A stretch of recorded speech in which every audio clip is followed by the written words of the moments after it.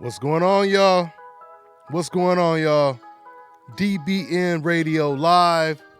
It's going down like a plane crash, y'all. It's 9 a.m. in the morning out here in Thailand. Khao Sun, Quang, that's the city I'm in right now. I'm way in the country, not in the city, not in Bangkok, way out in the country. And we about to talk about this great fight that we got going on this Saturday. Man, it went down at the weigh-in, didn't it? We gonna talk about it. Crawford versus Benavidez. Burritos, chicken and watermelon. That's what they should title this fight. They should title this fight Burritos, Chicken, and Watermelon. Boy, oh boy, it's a food fight going on. It's a food fight going on this Saturday, I'm telling you right now. Let me go ahead and shout out everybody, man. Let me shout out everybody in the comment section. We got a lot to talk about, man. We got a lot to talk about. We're going to talk about this fiery-ass weigh-in and the press conference and everything leading up to the fight tomorrow, y'all. Yes, sir. Always shout out the very first person in the comment section. What's going on, my man Shane Moody? He said, yo, Dante, all day. All right, man. My man said Bud. Clifford said Bud. Salute, big bro. I appreciate it, Wrench. Okay. What's that, my man? My man said hi, Ja. Zoel Vanez. All right, man. DBN all day. One of my moderators, Tim. What's going on, family? Hey, man, go ahead and rep your city, rep your state, rep your country, rep your island, rep your continent. We international over here, y'all, all day. Dante's Boxing Nation, yes, sir. We getting it in, y'all. We getting it in. I'm about to switch that camera up in a minute so y'all can see this beautiful view behind me out here in Khao Sun, Quag. That's the city I'm in. Way out in Isan. It's like a different state in Thailand. Yes, sir, y'all. Yeah, man, go ahead and rep before we start the show, man. Let's go ahead and get these cities out before we start the show, man. Richmond, Cali, all day. Lake Charles, all day. Louisiana. What's that? Watsonville? 831 Central California, brother, all day. We getting it in, y'all. Once again, it's 9 o'clock in the morning out here in Thailand. We getting it in live, man. Live from the hut. Live from the village, y'all. Dante's village. Yes, sir. Dallas, Texas. Memphis, Tennessee. DBN. Crawford gonna get stopped. He's not focused. Says my man Angel Rivera. Let me see. You know, it's funny, man. Speaking of not being focused, the funny thing is, you know, these are like Scooby snacks to Scooby-Doo.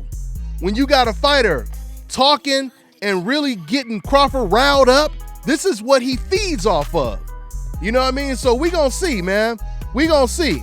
And ain't nobody pushed Crawford to this extent. And I mean that in every way because he pushed him literally, right? Yes, sir, man. Charleston, South Carolina. Yes, sir. Southern California, LA. Savannah, Georgia. Where my international cats at, man? Calling from all the different countries all around the world. New Orleans, Louisiana. Shreveport up in here. Yeah, man. Let me see, man. I'm reading some of the comments before we start the show. Once again, man, Terrence Crawford versus Jose Benavidez is going down like a plane crash. Man, it felt like a street fight today at the weigh-in. That looked like a playground or a high school street fight right there. Let me see. My man said, as a Hispanic fan, I do not condone Benavidez' racist comments. Shout out from La Ceiba, Honduras. Us blacks and Hispanics are brothers. Good stuff, Antonio. Real good stuff, man. Real good stuff. Bring on Errol Spence. Santa Cruz, California, 831. Dallas, 214. Yeah, man. Texas always up in there heavy. Bronx, New York. Yes, sir, man. Santos, Philippines. General Santos, Philippines. Says my man SA. 949. That's Orange County out there, man. Yes, sir. Orange County all day. I used to work in Orange County way back in the day. I worked in Huntington Beach and Santa Ana. Texas, once again, Burlington, Vermont. Man, what it is? Let me see what it is. Hey, man, y'all make sure y'all hit that like button. We got a whole lot to talk about. The show is going to be fire, y'all. The show is going to be fire. Okay, I'm going to go ahead and start this show up, man. Santa Barbara up in here. What's that, Manuka, Illinois? Crawford hasn't faced a fighter as strong as Benavidez, says Mario Espinoza. Let's go, champ. Y'all crazy. He going to knock the bumps off that dude, says Jason. I agree, DBN. Dante, underestimate. Oh, he says don't. Okay, I'm about to say, don't throw my name in there. He said, don't underestimate Jose. Dante, will they keep Crawford's purse? Nah, that ain't gonna happen. That ain't gonna happen. And why would they keep his purse when he reacted? There's always a cause and an effect, right? I don't know who got under each other's skin, mentally pushed. Let's see. We'll find out tomorrow. Okay, y'all. Let's go ahead and get the show started. My man said, Dante, I produced a song for your site on the house. I appreciate that, Vic. Hey, shoot me an email, man. Shoot me an email at Dante's Boxing Nation at Gmail, all right? It's Dante's Boxing Nation at Gmail. Shoot me an email, man, and I'll check out your music, man, and try to put it on for you, for sure. All right, y'all. All right, let's get the show started, man. Let's go and get the show started, man. And I'm going to go ahead and play this intro, all right? I'm going to play this intro. There'll be a small pause, and we'll get it cracking, y'all. Terrence Crawford versus Jose Benavidez. Burritos, chicken, and watermelon. Let's get it, y'all. Let's get it. Yep.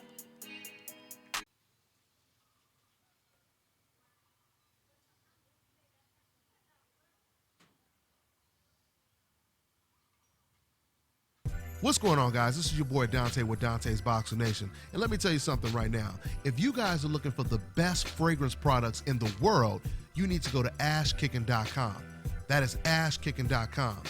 Keep your home smelling fresh and clean with Ash Kicking fragrance products. Treat your skin and hair with Ash Kicking all-natural health and beauty products. Everything you need to create a comfortable home living environment and create a comfortable space for entertaining. The best incense burners in the world, home fragrance products, and health and beauty products, go to ashkicking.com. Brothers and sisters,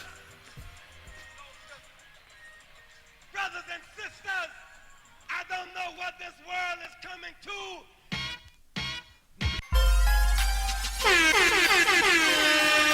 Hey yo, check this out. This is Flavor Flav, and if you want the whole truth and nothing but the whole truth, so help the whole truth. Hey yo, you better listen to Dante, baby. Dante!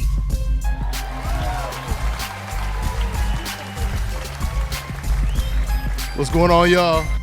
What's going on? Welcome to another great edition of the Dante's Boxing Nation show, live from Khao Swan Quad, Thailand, y'all. It's going down Isan, man. Sabai Di Mai, Kapun Kab. Your boy Dante getting it in, man. Your boy Dante getting it in, and we got a lot to talk about, man. It's two fighters that's really about to get it in this Saturday. Crawford versus Benavidez. Man, it's about to go down, man. But first things first, man, let me go ahead and introduce my panelists. As always, this man, he's a former fighter himself, and he also is a contributor. He's a writer right now. He writes on BoxingInsider.com. My man, Kirk Jackson. What it do, Kirk? Hey, what's going on, Dante? How you doing? All right, man. Boy, it was a hell of a weigh-in. It was a hell of a weigh-in, Kirk.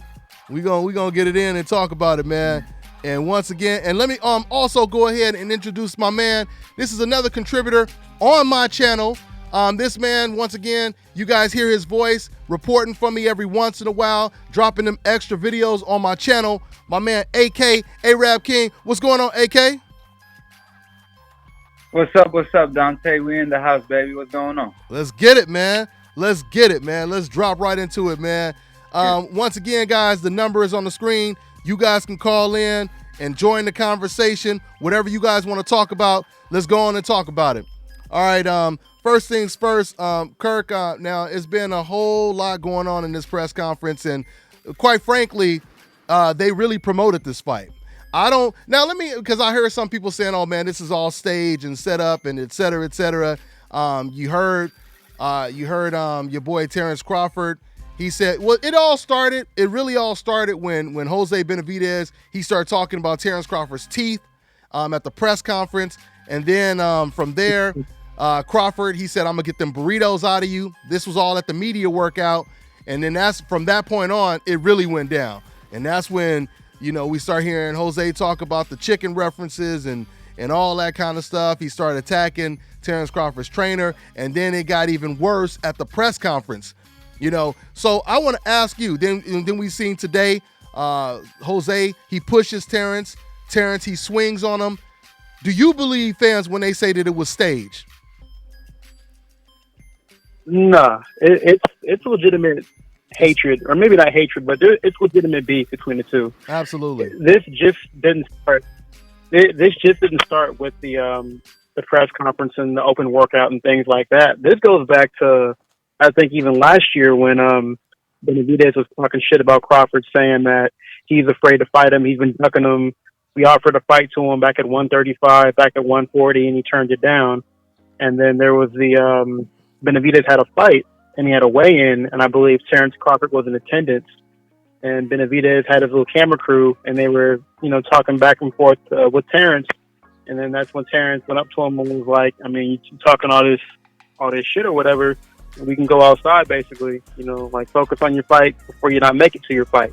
Mm-hmm. So, I mean, that's been carrying over ever since then. So everything that they're saying back and forth, it's all genuine dislike for one another. Yeah. But they got to be careful because there's been some racial stereotypes that are being expressed between both sides. Now, I'm not going to sit here and say either guy is racist. I think maybe they're just trying to dig in on a stereotype just based on,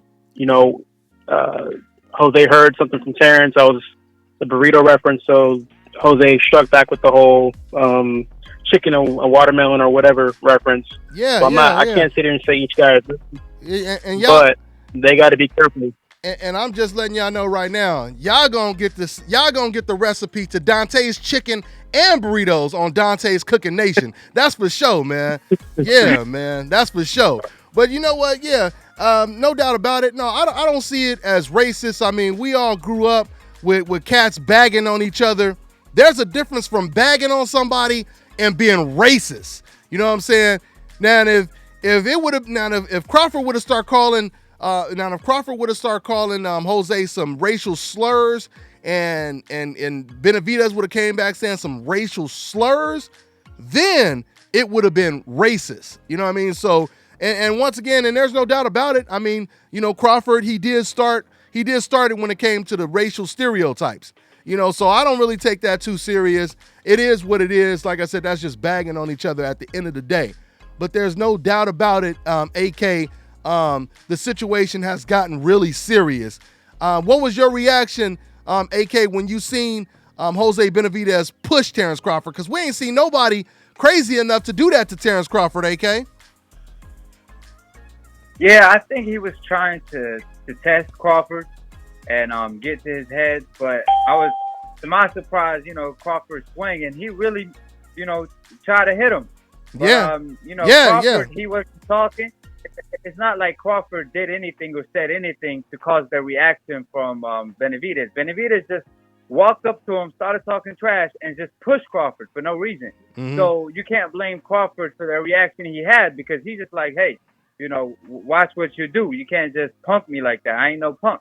Uh-huh. So at the end of the day, I'm glad the punch didn't connect because, we probably won't have a fight. What I mean? But, especially if he would have broke his jaw. It's definitely a good build-up to the fight, though, because they're not promoting this fight like they should. So it's definitely a good promotion for the fight. And I don't even know if this fight is on ESPN Plus or just on ESPN. So I definitely looking forward to the fight. But I feel like Crawford, you don't want to make him mad because we've seen to all his opponent that pissed him off. He ended up stopping them. Yeah. So hopefully, we'll see if Benavidez could, may be the only one who could pull off an upset, which I doubt it. I got Crawford all the way, but you know what I'm saying, Benavidez here to fight. I think Benavidez will look good in the first 4 rounds. I think he will look like really good in the first 4 rounds, and I kind of see him slowing down in the second half. I mean, the fights that I've watched Jose in, he looked real good in a lot of the fights earlier on. He didn't really look good when he was pressed on the inside. Jose Benavidez is not an inside fighter. And we know that Terrence Crawford, he could do both. He could fight on the inside, he could fight on the outside. So that's definitely going to be a problem for Jose Benavidez, man. Hey, man, if y'all like what we doing, man, show that love, man. Hit that like button. You could also donate to your boy, Dante's Boxing Nation, and join that DBN army, man. And I'll shout you guys out, of course, man. I appreciate everybody tuning in. Or you could just show your love in the comment section and say what's up to your boy. That's what it is, man. It's going down this Saturday. It's going down. Terrence Crawford versus Jose Benavidez. Broadcasting. We broadcasting live, everybody just tuning in. Broadcasting live out here from Isan, Thailand. Swan Kwa Khan out here, and it's 9 in the morning right now. And it's 9:20 in the morning right now. We're going to go ahead and go to the phone lines and see what it is, man. Let's go ahead and take a call, see what we got. Okay, just to add really quick, that fight's going to be on ESPN. That's right. I forgot. I meant to say that too. Yeah. Kirk told me earlier that it is going to be on. So once again, it's going to be on ESPN. It's not going to be on ESPN Plus. That is a good damn deal right there. So we're going to get to see one of the best fights on free TV. You know what I mean? Not that damn app. So I'm really liking this move, man. Really liking this move. Congratulations to ESPN for giving us this one right here, man. Yep. So anyway, hey, let's go ahead and take a call. We got 480. What's going on? What's your name? Where you calling from, man? What's going on, boss? What's going on, man? What's your name? Where you calling from, man? This is Loke from Mesa. I called here a couple times before. Okay. What's good with you? Just calling in because I'm glad Benitez, I think that's his name. I'm glad he showed a little heart. I'm glad he's talking shit. I'm glad he pumped for this fight. I'm glad he trash talked back with Crawford. But I know that Crawford loves that shit. He got a hell of prize. He loves when people talk shit because he loves to smash them. So I like the big one. I think it was for real though. I mean, I was listening to his brother's interview, and they don't like each other, which is perfect. And the chicken reference and the burrito, that shit was hilarious. I love it. It's gonna be a good squabble for about 7 rounds. I think Crawford's definitely gonna catch him. That's gonna be nice to see. And I'm happy as hell. Dante, it's on ESPN. It's free. Yeah. All the hope is gonna be over. We definitely gonna watch that fight. When it comes down to it, man, I really want to see Terrence kill him back, and then I'm ready to start seeing these 147 guys fight each other. Like, this is getting ridiculous. Like everyone's getting recycled. I want to see these guys fight. I'm not gonna let Porter off the hook. He needs to be fighting Earl next. Earl needs to be fighting Crawford. They need to be fighting. I want to see Hearns. I want to see Sugar Ray. I want to see Durant. I don't want to see these guys picking these bombs every fight. I want to see fights. There's too many promoters and there's too many station bodies, and it sucks. Mm-hmm. Yeah, absolutely. I totally agree. And once again, it is free. I see somebody in the comment section talking about, you got to pay your cable bill. What you guys don't understand, when we say free, is this is a fight. You don't have to pay your cable bill. You could go to the bar and watch this fight for free. You could go to a restaurant and watch this fight for free. See, the thing is, a lot of fights, especially like HBO, if you notice, you could never go into a bar. It's very rare that you could go into a bar and watch a fight on HBO or Showtime. You know what I mean? But when it's on ESPN, they have it for free. But not only that, but we all know that when you're paying your cable bill, ESPN comes with the cheapest package. You know what I mean? So you don't have to pay an additional fee for it. Once again, it's just funny how people try to, they try to make arguments about things that should not be an argument, or you trying to debate about something that should not be a debate. Just complaining, to complain. But yeah, we know what it is at the end of the day. What's up? All you gotta do is go to Buffalo. Buffalo, Buffalo, and get you a seat. That's it. And that's my point. And listen, man, as long as I've been watching boxing, it wasn't until a fight was on ESPN. I go to the gym, go work out, And I go into the gym one day and I look at the TV and I had never seen it before. It was big boxing on regular TV, on ESPN. And I couldn't believe it. It was the first time I had ever seen that. Once again, all the years that fights have been on HBO, Showtime, pay-per-view, all of that. Now, because the fights are on ESPN, you can watch those fights anywhere for free. You don't have to have to pay a cable bill. So that's what it is, man. Hey, man, but thanks for calling in, man. I'm gonna get to another one. All right, family? No doubt. You have a good one. All right, take care, man. Hey, get some sucky. He said get the sucky. He talking about out here in Thailand. He said get the sucky. Love you long time and all that kind of stuff. But see, I'm out here in the country though. I'm not in the city though. I'm way out in the country right now and loving it, man. Loving it out here. We're gonna talk more about Thailand though. Once again, we're gonna talk more about Thailand for Dante's Travel Nation. I'm gonna tell you everything you need to know and you want to know about Thailand on Dante's Travel Nation. I just gotta get me someone to help me edit. I gotta get me an editor or something like that to help me because it's a lot of work. It's a lot of work when you're trying to run like 2-3 channels, especially the editing process. Man, it's a lot of work. So with that being said, AK, man, one thing I did notice is Jose Benavidez, his father, he said at the press conference, and I have the video up. Matter of fact, if you guys didn't see the incident, the altercation with them almost getting into a fist fight, or at least Terrence Crawford swinging on Jose after Jose pushed him, you guys could watch the actual video on my channel. It's the very last video that I uploaded, so you guys could watch that as well. But AK, what I wanted to bring up is Jose's father. He said at the press conference, he said, we're going to win this and we're going to represent the Mexican people. We're going to do this for the Mexicans, et cetera, et cetera, et cetera. Now, fans, I want to say this personally. Now, it doesn't bother me if a person says he wants to do this for the Mexicans, et cetera, et cetera, et cetera. But I want to say this. You guys are complete hypocrites when I tell you something like, I say something like Robert Easter versus Mikey Garcia is a good fight. And a lot of Mexican fans, they filled up my comment section. Oh man, you're just biased. How could you dare say that this is a competitive fight and et cetera, et cetera, et cetera. But yet, when you have a Mexican fighter saying, we're representing the Mexican people, they're not even beating around the bush. How do you say something like that to me when Mexican fighters, they always say this kind of stuff? Juan Manuel Marquez, they asked him on 24/7 when he fought against Floyd Mayweather, why are you going to win this fight, Marquez? He said, because I'm Mexican. That's why I'm going to win this fight, because I'm Mexican. You know what I mean? So can you guys imagine if black fighters start saying that stuff? Can you imagine the backlash? If Floyd Mayweather said, I'm going to beat his ass because I'm black, God damn it. That's why I'm going to beat him. You know what I'm saying? That's why I'm going to beat him. Can you imagine the backlash? If a trainer's, I'm doing this for my goddamn black people. Black people stand up, I'm doing this for black people. Nobody else. Just them. Can you guys imagine the backlash? So, I mean, your thoughts on that whole situation, AK?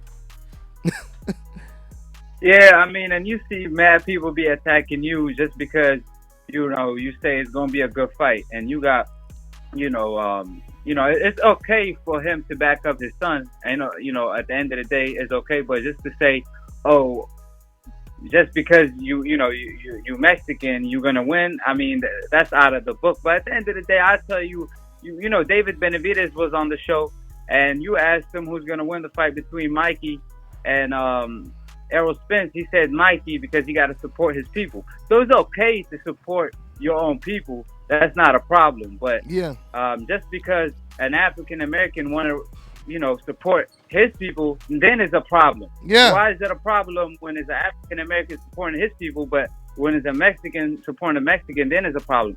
I remember when Prince Nassim Hamed used to fight. I mean, the whole country would go for him.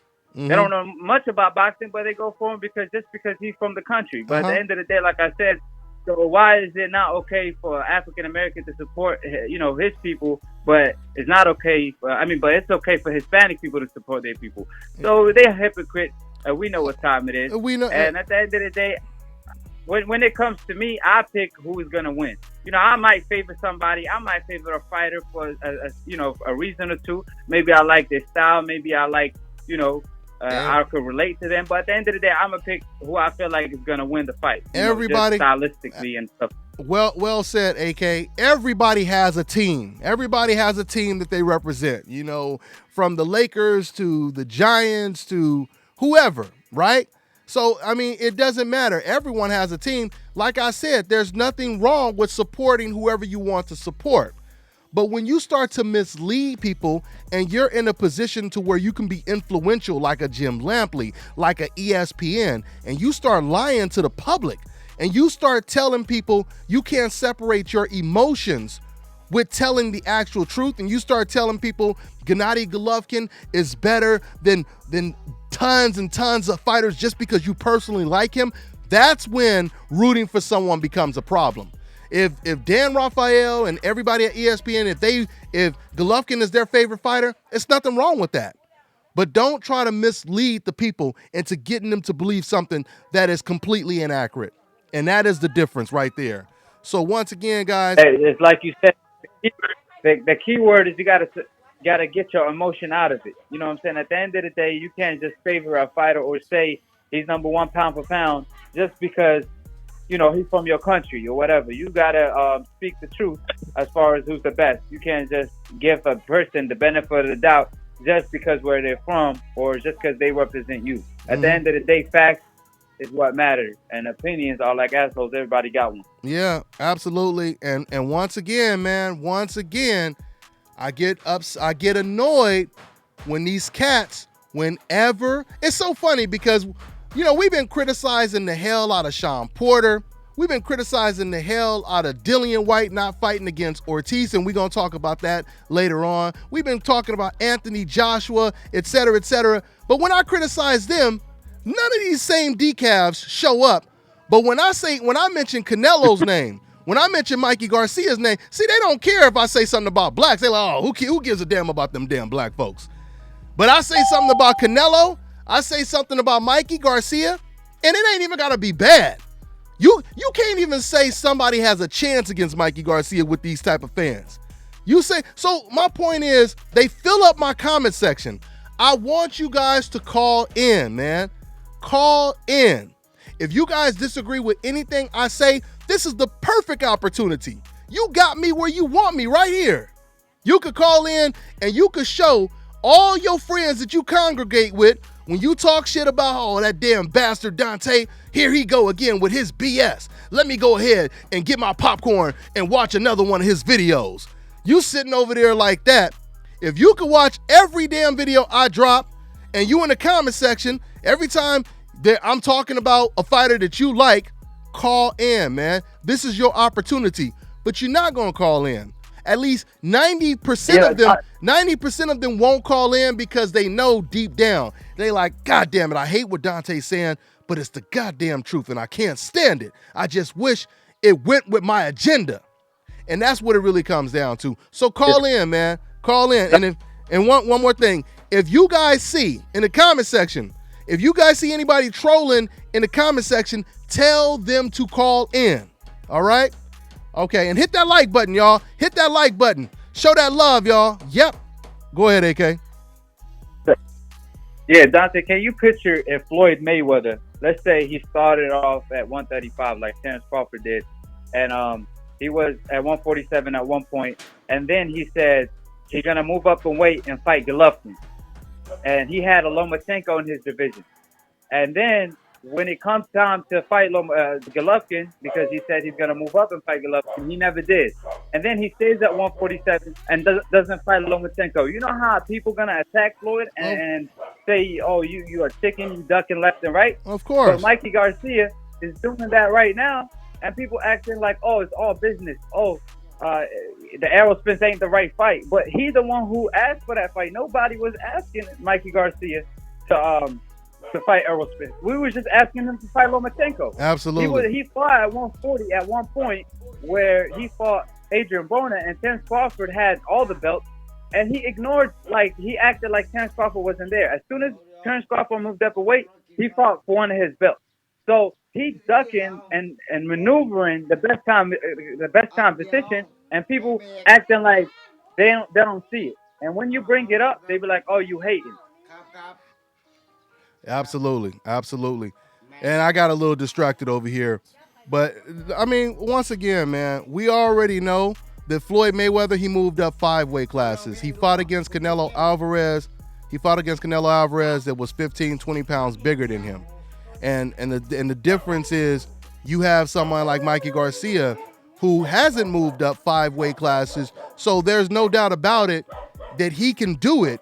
I mean, you know, Mikey Garcia, credit to him, he really did want to fight against Crawford, but against Errol Spence. But once again, he allowed his family, he truly allowed his family to get him away from that fight. So, I mean, that's pretty much what it is. We just know that fighters like Andre Ward. But Dante, see, the thing is, I would give him the pass for that, but he didn't fight Terence Crawford either. That's a good point. He didn't really. But and I also remember when he avoided the Gamboa fight, he let his family push him out of that fight too. So you're gonna let your family keep pushing you out of the legacy fights. These are the fights that matter. You're making good points. Identify your legacy. So if you're not gonna take them and win them, then you're not gonna go down as a great. Period. You got to get these fights. I mean, all these fighters he beat, we knew he could beat them. He got to fight somebody we believe he can beat, like a Lomachenko, a Terence Crawford, a Errol Spence, to be able to be considered as a great. That's a great point. That's an excellent point. And once again, now see, if you would have did a video, if that would have been a video that you just did or I just did, that would have filled up the comment section. So once again, if you guys disagree with anything that's being said right now, I want you guys to call in, all right? Call in. Don't wait until I drop a video and then try to, come out when it's safe. This is your opportunity to call in right now, all right? So once again, it's going down this weekend. Terence Crawford versus Jose Benavidez on ESPN, all right? Free, on free TV, y'all. So once again, if you disagree with anything that I said, anything that AK just said, call in. And I want everybody in the comment section to tell them to call in. Don't just try to, do little type buys. Call in. Anyway, let's go ahead and take it. Let's go ahead and take another call. I think I know who this is. We got 323. This is Reggie, right? What's going on, Reggie? Yes, indeed, man. What's happening, Dante? What's happening, AK? Chilling, man. What's chilling. Up? Yeah, getting it in on this. And real quick, let me shout out some of the members of that Super Army, that DBN Super Chat Army. I appreciate y'all showing the love and donating, man. And anyone else that donates, I appreciate you guys. Once again, this is my full-time hustle, man. So I appreciate everybody showing the love, hitting that like button. Make sure everybody just tuning in, man. Hit that like button right now to show your love. Let me introduce my man SA in the super chat section. I appreciate it, family. And my man Angel, the Upset Rivera. I appreciate it, family. Thanks for showing that love, y'all. But anyway, go ahead, Reggie. What's on your mind, man? This build up, this weigh-in that build up this fight for tomorrow night, man. That was some good stuff going into a under-promoted card. So yeah, I think that was some real good buzz. And you know what? And you know what's funny? You know what's funny, man? Because I think about, let's say, for example, if it's just a boring day, ain't nothing going on. Let's say, for example, you're at the grocery store. Everybody just minding their business. It's boring. Ain't nothing going on. All of a sudden, a fight break out. And everybody is tuned in like, ooh, ooh, ooh. You know what I mean? That's pretty much what happened with this fight. It was like you said, it was under promoted. Nobody was really talking about it. And all of a sudden, everybody turned around like, ooh, they fighting. Ooh, they swinging at each other. Ooh, burritos, chicken, watermelon. Oh, they talking shit. Man, it's going down, right? So all of a sudden, we got a real damn fight that got everybody's attention. So, man, I can't wait, man. I can't wait, man. I can't wait. And shout out to another one of my lieutenants in that DBN tank, pushing that tank over here. I appreciate you helping pushing this tank. My man, Anthony Allen, man. I appreciate the love showing the donation. I appreciate it, family. Go ahead, AK. AK, was somebody about to say something? Yeah. Oh, yeah. No, I didn't say anything. Okay, was that Reggie or Kurt?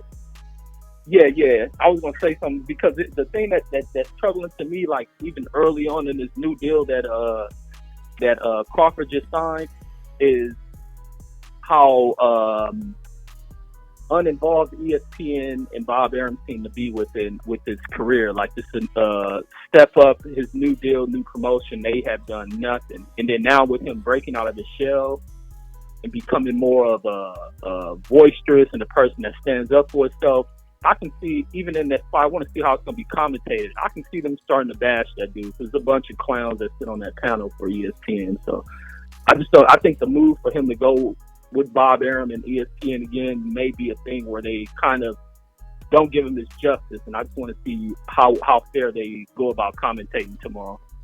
Yeah, I mean, the commentary. Well, I mean, since they did get rid of Teddy Atlas, it's been a little bit better, but it's still been kind of biased though. So yeah, I don't know. They got Andre Ward. That's right. They got Andre Ward. They signed Andre Ward to ESPN, which is a good look. And they got Timothy Bradley. So yeah. Andre but Andre Ward Andre Ward's not calling the fight. He's just gonna be in the studio, right? I think Andre Ward is just. I think he's. Right. He's gonna be like. He's gonna be like the Paulie Malignaggi, or not even Paulie Malignaggi, like a Brian Custer, basically, like where he gonna be up in the studio. He gonna be talking about the fight before and after, just giving his analysis after the fight. That would have been dope if they would have had Andre Ward and Tim Bradley calling the fight. That would have been real dope. But yeah, man. I mean, that'd be beautiful. Yeah, and that's something that they've never done before. They should think about doing that. Having two. Well, no, actually, they have done it on some shows.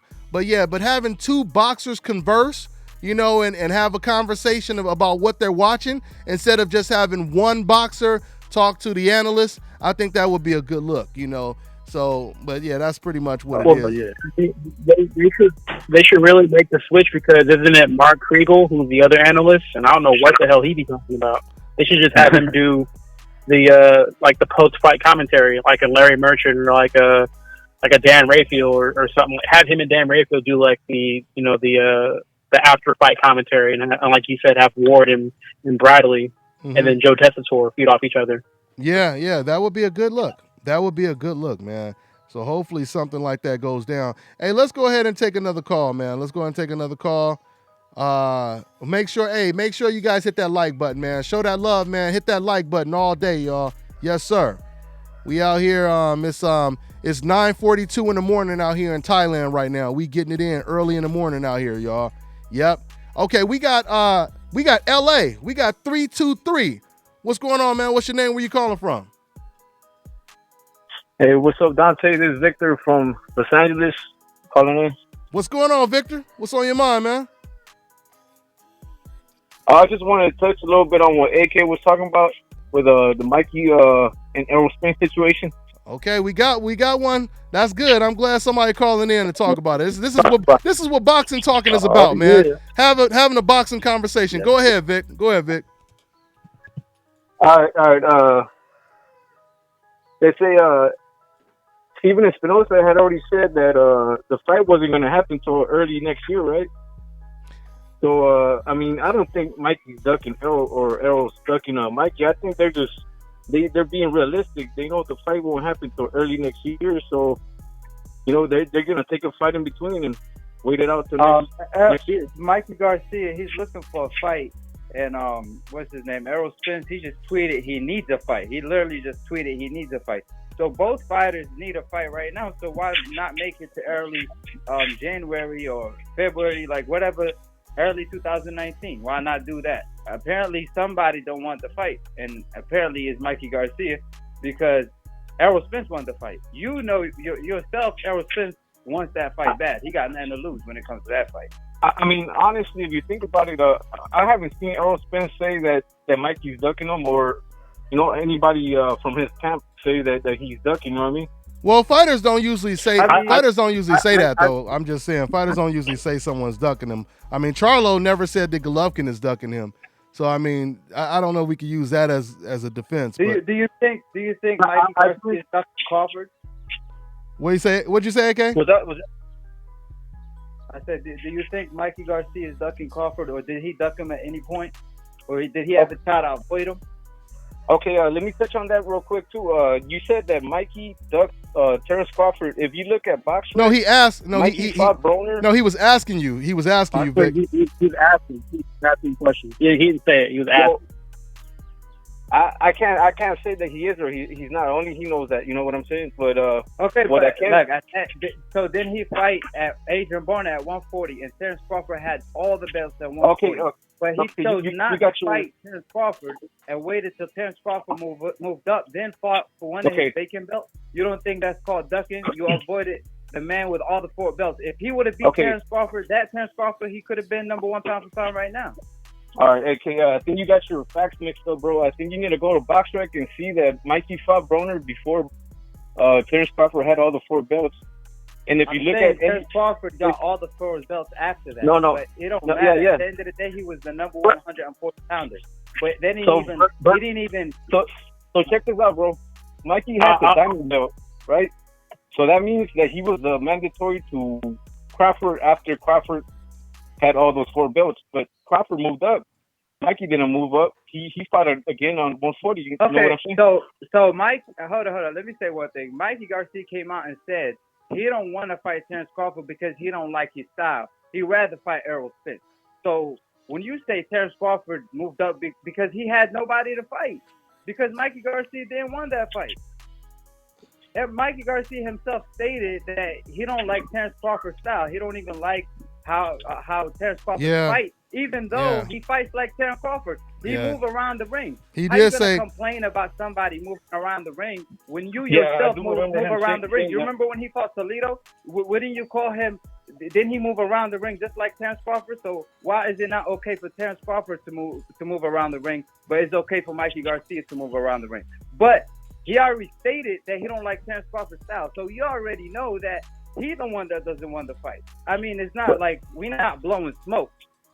Facts are facts. That Mikey Garcia. If we're being realistic, do you really think those fights with Mikey versus Loma or Mikey versus Crawford, can they really be made when them two being on different networks? Bob Arum. Well, let me answer that. Hold on, guys. Let me answer that question real quick, because Bob Arum just recently did an interview. He just shout out to my man Hustle Boss. He just recently did an interview and he answered your question right there. He said absolutely. He said the fights could be made. He said that that's how Mayweather and Pacquiao was made. 2 different networks. Matter of fact, this is the reason why Bob wants to make Errol Spence versus Terrence Crawford right now. So to answer your question, even Top Ranks Bob Arum said 2 networks can definitely make a fight and put it together. So yeah, so he I'll believe it when I see it. Well, I mean, and I'm actually kind of with the. I'm kind of with the caller here because. Go ahead. Yeah. Go ahead, Kurt. Go ahead, Kurt. I was gonna say I'm kind of with the caller here because Mikey Garcia, he previously dealt with Bob Arum, and they went to court. They had issues, so I don't think it's as easy to make a fight with Mikey Garcia and Terrence Crawford or Mikey Garcia and Lomachenko, despite what Bob Arum says, because Bob Arum has shown in the past to lie. Yeah, so, Bob definitely has lied before. But remember this too, Kirk. Floyd Mayweather, he sued Bob Arum, and Bob Arum still ended up working with Floyd Mayweather. So yeah. So I mean, so once again, if the fighters want to fight each other, when it comes to Mikey Garcia wanting to fight Adrian Broner, I don't think anything would have stopped Mikey Garcia from fighting against Adrian Broner. I mean, we've seen this happen on different occasions. Bob Arum, he also explained, he said, when you have 2 different networks, especially when the fight is a pay-per-view fight, it works out for both parties because both parties are basically going to put money in the pot to distribute the fight when it's a pay-per-view fight. So that's why it doesn't really matter, what network the fighters are fighting with. But going back to AK's point, when Mikey Garcia said he didn't like Crawford's style, That Clearly say he don't like his style. He don't want to fight him. Call him out for what? When he had all the belts. Terrence Crawford didn't have all 4 belts when Mikey beat Broner. Yeah, but that doesn't matter how many belts they had. The bottom line is we knew who the real champion was at 140. And I think you asked, I was trying to understand your question. Right, if you asked me. That would have been a great fight, you know? Of course that would have been a great fight. That would have been a great fight. But you asked why Terrence Crawford didn't call out Mikey Garcia.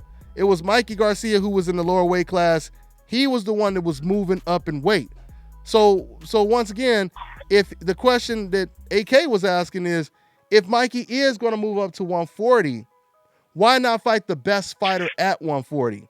And that right there is the question. And Mikey's answer to that question, because we don't really have to try to figure out the answer. Mikey said it himself. He said, I don't like his style. I mean, realistically, if you think about how that sounds, that's like saying, that's no different than saying, no, I don't like the fact that he has really good reflexes. I don't like his speed. I don't like his coordination. I don't like his rhythm. I don't like his power. I don't like the way, he slips punches and then he counters you. I don't like that. I mean, realistically, that's the same thing as saying that. We've never heard Floyd Mayweather or Andre Ward or even Lomachenko in that regard say, I don't want to fight this guy because I don't like his style. So I'm just saying, if you say something like that, that means you have a lot of respect for that person's style. I mean, you will agree with that, though, right, Victor? I've heard him praise Crawford. He definitely likes his abilities and skills. I don't think he dislikes his style. I just think that he knows that. No, but that's what Mikey said, though. But we're not talking. But Vic, we're not talking speculation. Yeah, he said this. This is because like I said, when I have these conversations, I don't go off of speculation or assumption. I go off of what was actually said. You know what I mean? So because that way there's no confusion. Mikey said it himself. Right. He doesn't like his style, so we can't say. Dante, go ahead. Dante, what about remember when Ndongo was in process of choosing who to fight when he was about to fight Crawford?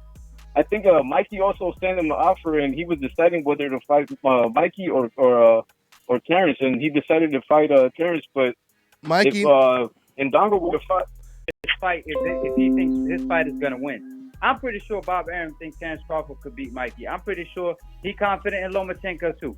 So he will make those fights. Now, if he felt otherwise, he probably wouldn't. But I'm pretty sure he felt that Terrence Crawford could beat Terrence Crawford could beat Mikey Bob Arum Garcia. was confident that Lomachenko could beat Salido, and you saw how that went. Yeah, I think Bob Arum. We're not talking about the same thing. I don't. Right now, he made the fight, didn't he? Didn't he make the fight? Yeah, he did. So he will make the fight between Terrence Crawford and Mikey Garcia if that's the case. But it's okay because you said he on the other side. How about fight the guy on your side, Errol Spence? You called him out. You used his name for the past couple for the past year. So why not fight the man and keep your word? Yeah, there's no network. I'm pretty sure that fight's gonna happen next year. I think there's genuine interest in both parties to where they want to fight each other just because it's a good name on either guy's resume and it's good money. I think it's the biggest money fight for both guys at this time being. But I think with that Deontay Wilder and Fury thing, that kind of threw things out of whack for him as far as scheduling goes because Showtime wasn't going to put together 2 pay-per-views back-to-back during the holiday season. Listen. I think there's a few factors that we might not be privy to as to why the Errol Spence and Mikey Garcia fight hasn't happened as of yet. I think it's still going to happen though. Let me say this. They could have made it in January though. They could have made the fight in January. There's no. I mean, as far as I'm concerned, Errol Spence versus Mikey Garcia is the biggest fight for Mikey Garcia. It, to me, is bigger than the Lomachenko fight. It's just more of a risk for him going up against Errol Spence. But I want to say this. When no one believed Mikey Garcia, after hearing him say it about 2 times, I was believing Mikey Garcia. I believed him when he told us for the last year or so or 2 that he wants to fight against Errol Spence.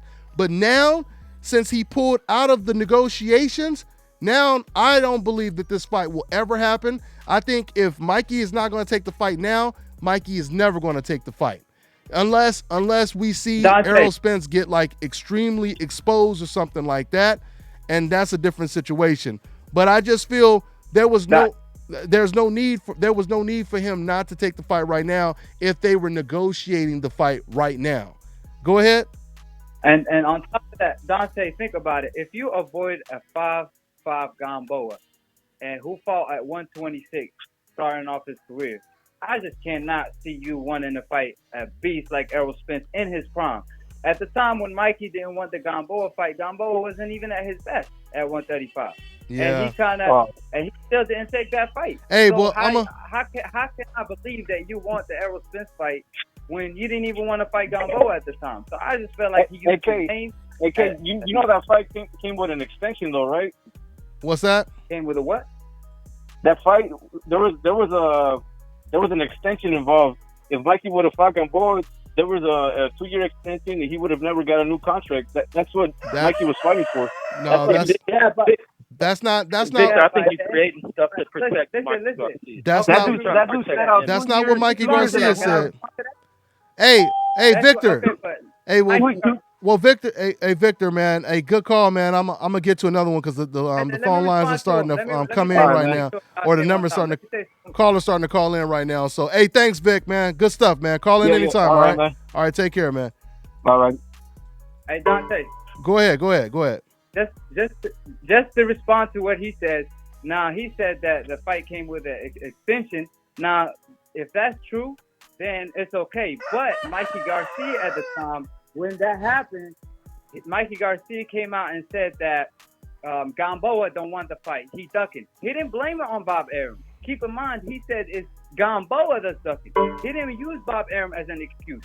So 2 years later, you come out and say, oh, Bob Arum was trying to give me an extension for that fight. That's why I didn't want to take it. Well, you should have said that at the time, because at the time, he kept blaming it on Gamboa, saying Gamboa wants more money, and Gamboa only wanted 25%, because as HBO said, Mikey was getting 75%, $1 million and 1.5 million, and he was only getting like $500K, and Gamboa was still willing to take the fight. So how is he asking for too much money? But that was Mikey Garcia's excuse. Yeah. So 2 years later, you can't come back to the game and use another excuse why you didn't take the fight. We don't believe you after that. I mean, you kept saying Gamboa ducking, and HBO kept pushing for that fight. HBO was pushing. Yeah. Oh, of course. I reported on it completely. I mean, there's no doubt about it. I mean, Mikey Garcia, he definitely avoided the Gamboa fight. Gamboa was bending over backwards to try to make that fight come to fruition. But, there's no doubt he ducked him. And, once again, it's 9:58 in the morning out here. You hear the Rooster homie in the back. He trying to video bomb me right now. He trying to get his 15 minutes of fame. We getting it in, y'all. We getting it in with the roosters. We got roosters. We got chickens. We got cows, cats, cows right next door. So it's going down out here in Thailand, y'all. But anyway, go ahead. The rooster telling the decaf. The rooster telling the decaf to call in. The rooster's telling the decaf to call in. God damn. Yeah, man. That's so damn funny.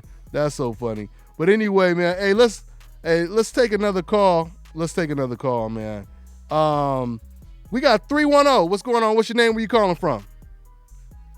I'm Kai from Redondo Beach, California. How you doing, Dante? All right, man. What's good, man? What's on your mind, man? But I just want to address this Bob Arum thing. Him stating that he willing to make the fight with Errol Spence. Well, I got a couple things I want to talk about. First, I want to talk about Terrence Crawford and Benavidez. I really think that this Benavidez fight going to be a lot closer than what people think. I got a lot of respect for Benavidez. A lot of people don't understand it. He was the rise before Terrence Crawford came to light. Before his little injury, him getting shot and all that other stuff. So and this kid really got some skills, and he got a family that's into boxing, which also gives him the knowledge of the sport as well. Especially him being sparring partners with Pacquiao and like Mosley and all these other and Porter and all these other stuff. Even as far as sparring Spence back in the day. So I really think this fight's going to be a lot closer than what people think. They kind of like whitewashing him down the river, thinking that it ain't going to be that good. Well, this other perspective I want to talk about, Go ahead. What'd you say? No, just real quick. Like I said before, Oh. because some fans, and let's be realistic, because you have some Mexican fans who believe that Jose may lose the fight. So I'm not saying all Mexican fans, because we do have a lot of Mexican fans supporting him now, especially after what just took place today. But I had a lot of comments. Right. When this fight was first announced, I had a lot of comments from some Mexican fans that was saying, oh, this fight, Crawford's trying to cherry pick. This is an easy fight for him, and why he didn't fight Errol Spence, why he didn't fight this guy, et cetera, et cetera. Like I said, some of those fans were trying to downplay this fight because they thought he may lose the fight. And if you already have a built-in excuse before the fight happens, then you could say, well, see, I told you that it was a weak guy, et cetera, et cetera. But what happens is, it looks like you're disloyal to this fighter, because then if he turns around and pulls off an upset, now you jump back on the wagon. You know what I mean? So, yeah, okay. but go ahead, though. Go ahead, man. Okay, and then also I want to address this Bob Arum thing. Now, this is the way I'm looking at this boxing business thing situation is. Al Heyman has, currently now he got Pacquiao, so he got like 4 out of 5 belts on his side, right? Uh-huh. He got Thurman, Spence, Porter, and now you got Pacquiao with all the belts in that welterweight division. If I'm Al Heyman, why would I give Terrence Crawford, who's on the outside, a shot at winning any of the belts before I give any of my own fighters a shot at each other? So I really don't see how, business-wise, if I'm looking out and I'm managing my fighters that's on, but like they say, this side of the street, why would I sit up and give an outsider a shot at winning any of the belts that I have on this side? Because I kind of look at it like Monopoly. But this is the thing, though. I don't think Al Heyman looks at it that way. I think Al Heyman looks at the situation as making the sport bigger. Remember, when Floyd Mayweather fought Pacquiao, he was in the same situation. Pacquiao wasn't with Al Heyman. Pacquiao was with Bob Arum, same promoter. And they did whatever it took to make that fight. So no, I don't think Al Heyman looks at it like that. Like, we gonna keep the belts. We don't want the other side to have the belts, etc. Once again, I truly believe Al Heyman, he tells his fighters, look, if you lose this fight, don't worry about it. You're not gonna get thrown to the back of the line. I'm gonna bring you back. You still gonna make good money. Don't worry if you lose this fight. I truly believe this is the way Al Heyman sees it. And if you think about it, Al Heyman is to blame for bringing the sport of boxing back to the mainstream. That's what he's attempting to do.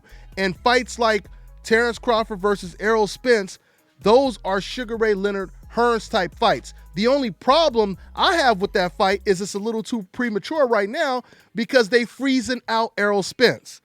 See, if Errol Spence was getting opponents like Thurman, Porter, while you got Terrence Crawford getting fighters like Benavidez, Jeff Horn, and maybe Danny Garcia, maybe one of them, and then they meet at the gold medal match, then it makes even more sense. But I think it's premature if they're freezing out Errol Spence and he's not getting to continue to build his name.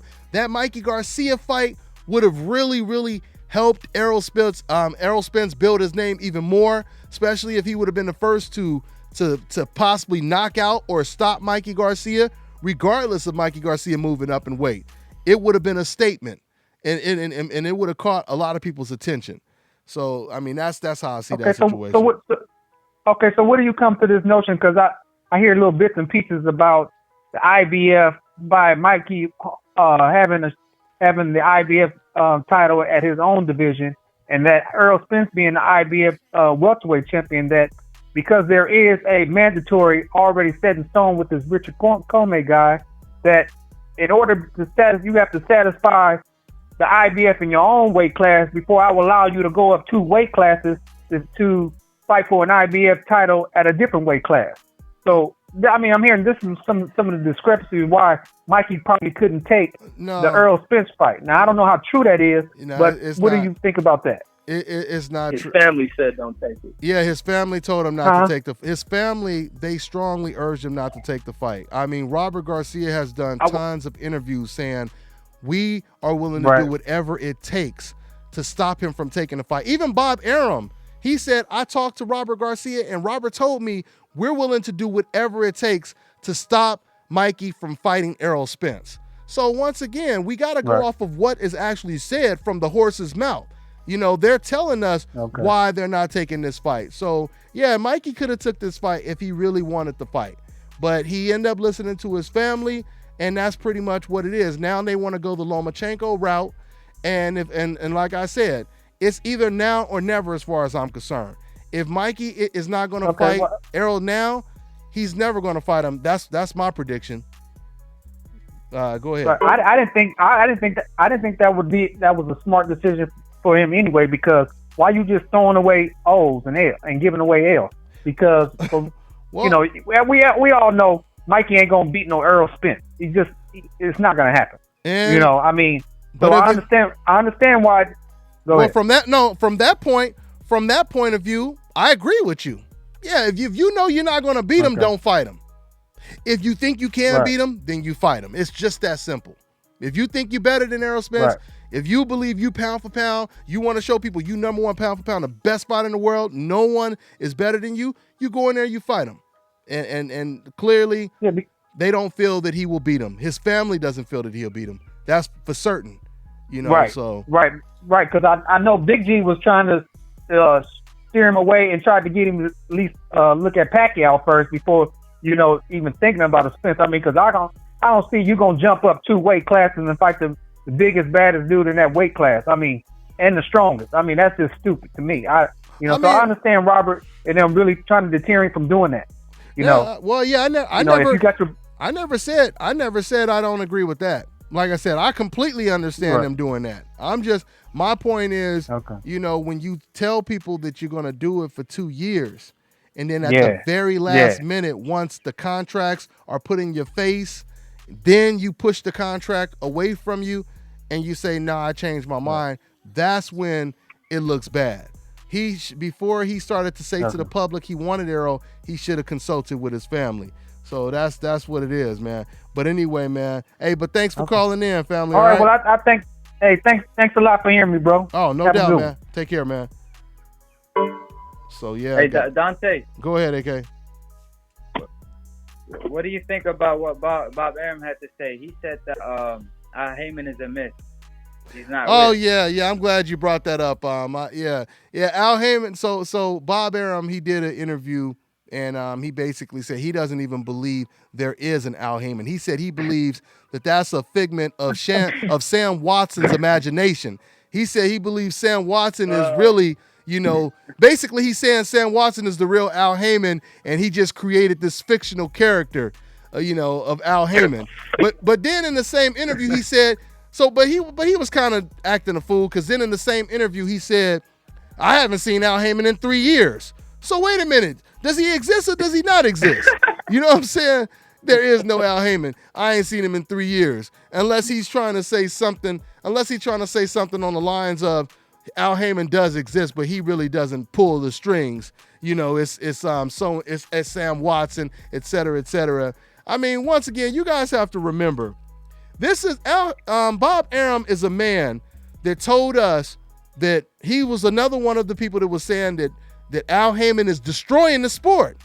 He was blaming Al Heyman on destroying the sport about 2 years ago. Now he's saying Al Heyman doesn't exist. He also told me when I interviewed him that he would never work with Al Heyman. Now he's saying Al Heyman doesn't exist. He was talking about PBC's numbers, how their TV ratings are not good on ESPN, but now ESPN, now Bob Arum rather, is putting fights on ESPN, and a lot of their fights, the numbers are lower than some of the PBC cards that were on ESPN. You know, or some of the numbers are around the same. So it's just contradiction after contradiction. You know, Bob Arum was forced to follow Al Heyman's lead, and I think he really doesn't like the fact that his competition has got Boardwalk and Park Place on that damn Monopoly board, and it's pissing him off that he didn't get that property. And that's what it really comes down to. Yes, indeed. That's what it really comes down to. Yeah. So I mean, he took the blueprint of Al Heyman, but still he couldn't do anything with it. I mean, he's doing good, but Al Heyman, he running boxing, if you're being honest with it. He got 75% of the boxers, the main boxers. So at the end of the day, he on top. So you can hate on the man how much as you want, but at the end of the day, he the one who run the box. Yeah, and shout out. And what's the most important thing? Yeah, and real quick, I'm gonna re-edit this part because I'm gonna make a separate video about that topic. So shout out to Hustle Boss.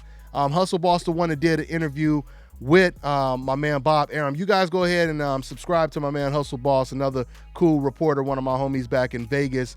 I'm gonna go ahead and play a small clip of what Bob Arum said to Hustle Boss, and then I'll put the link in the description box so you guys can watch the entire video. So that little soundbite was for a separate video. Anyway, let's go ahead and get back into the conversation. So so hey, let's go ahead and talk about this. What's up? I said, never mind. Go ahead.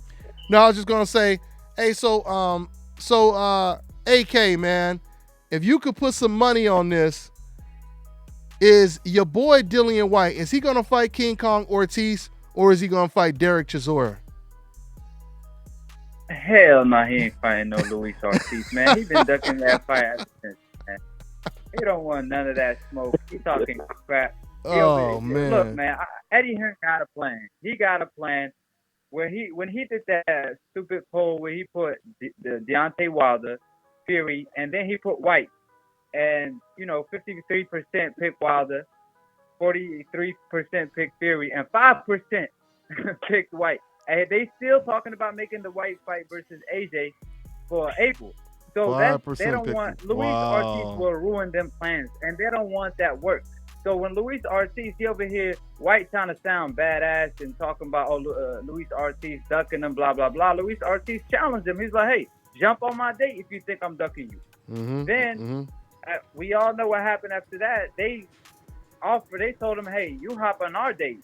December 22. Ortiz said, no problem. I do it. But then again, Eddie Hearn comes out and says, oh, the people want to see Trezor. No, what the hell we don't. Like, who care about that fight, man? And we did a poll. You did a poll on it, Dante. You did 1% picked Trezor. 1%. Like, come on, man. 1%. And Kirk, this is what's so sad, man. Right now, with Eddie Hearn, Kirk, I mean, he's telling the public. How do you tell the public that the fans don't want to see White versus Ortiz, but they would rather see White versus Chisora in a rematch? And then we do a poll, and only 1% says they want to see a rematch against Chisora.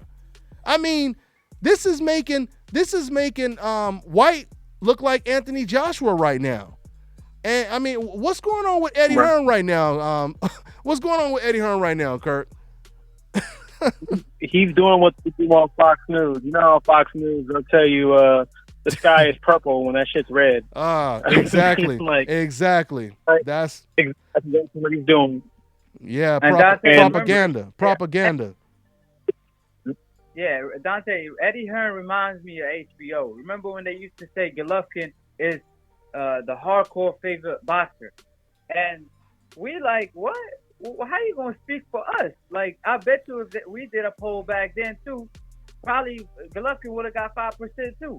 Like, they try to speak for us just because they want to sell a certain agenda. That's exactly what they try to do. Try to speak for us. Yeah, try to speak for us. That's exactly. And then you saw what happened at HBO when they were doing that. They could push in a certain agenda, speaking for the fans, even though that's not what the fans want, but they trying to act like that's what we want, and HBO ended up getting out of business. Now Eddie Hearn is taking that approach, and look, his first, the zone fight, it was 50% empty in the crowd. Now his second one with Andre, Saunders pulled out. I mean, because he was on PEDs, and that fight got canceled. So that one ain't gonna do too well. So the zone ain't doing too well. So they need the RC fight. And I'm gonna tell you, excellent point. Go ahead, Kirk. And I was gonna say, to add on to that, people are seeing they're seeing Eddie Hearn for what he really is. He's been trying to pull the wool over people's eyes for years, and we've been dissecting and exposing that, case by case, day by day. And everything's starting to unravel now, and it's only going to continue. And this is really going to lessen the leverage for Eddie Hearn and Anthony Joshua moving forward towards Deontay Wilder if that fight's ever to come to fruition, depending on what he does against Tyson Fury. So it's not looking good for Eddie Hearn. It's not. Man, and that poll you put out was so critical to what you got to know that executives over at DAZN are watching. They're watching the numbers look atrocious for the DAZN app. As far as I'm pretty sure it's bad over in the UK, but from the American side it's bad. Then when you put a poll out and see that the American fans and UK fans ain't falling in line with what Eddie Hearn is trying to put out there, and I'm pretty sure he's selling himself off to that zone company. Those executives are looking like they made a bad deal with a damn snake, and I'm pretty sure it's going to put AJ, all the guys on that matchroom in a bad spot when the zone pulls from up under them, because it's a very bad investment dealing with a guy like Eddie Hearn. Yep. Who thinks he's smart enough. He's going to fool. And to add to that, I used to wonder why Eddie Hearn always used to get booed post-fight. I mean, before the AJ Wilder thing, before all that, when first time seeing Eddie Hearn, every time he used to get booed in the UK after a post-fight, and I was wondering why the UK is harsh on him, even though they support boxing and all that. Now I know why, because of what he says, and it's completely false, and he just try to push his agenda when it's completely false, and that's why the fans don't support him.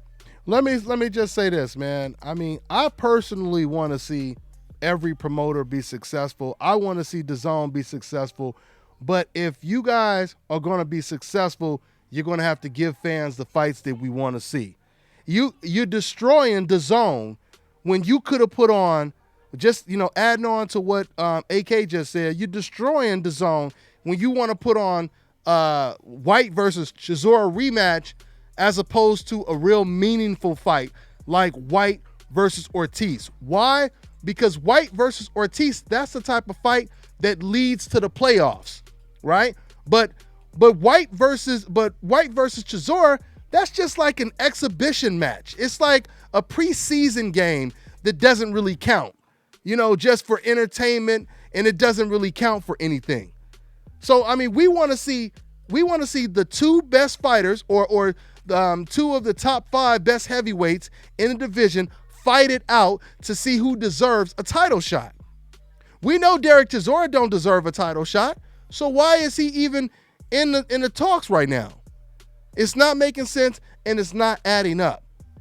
So that's pretty much what it is. Once again, if DAZN wants to be successful, make the fights that the fans want to see. Make the fights that the fans want to see.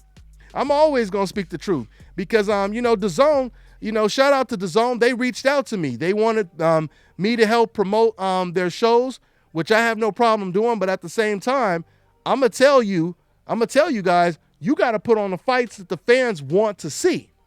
You guys got to put on the fights that the fans want to see, and that is very important. The fans want to see White versus Ortiz.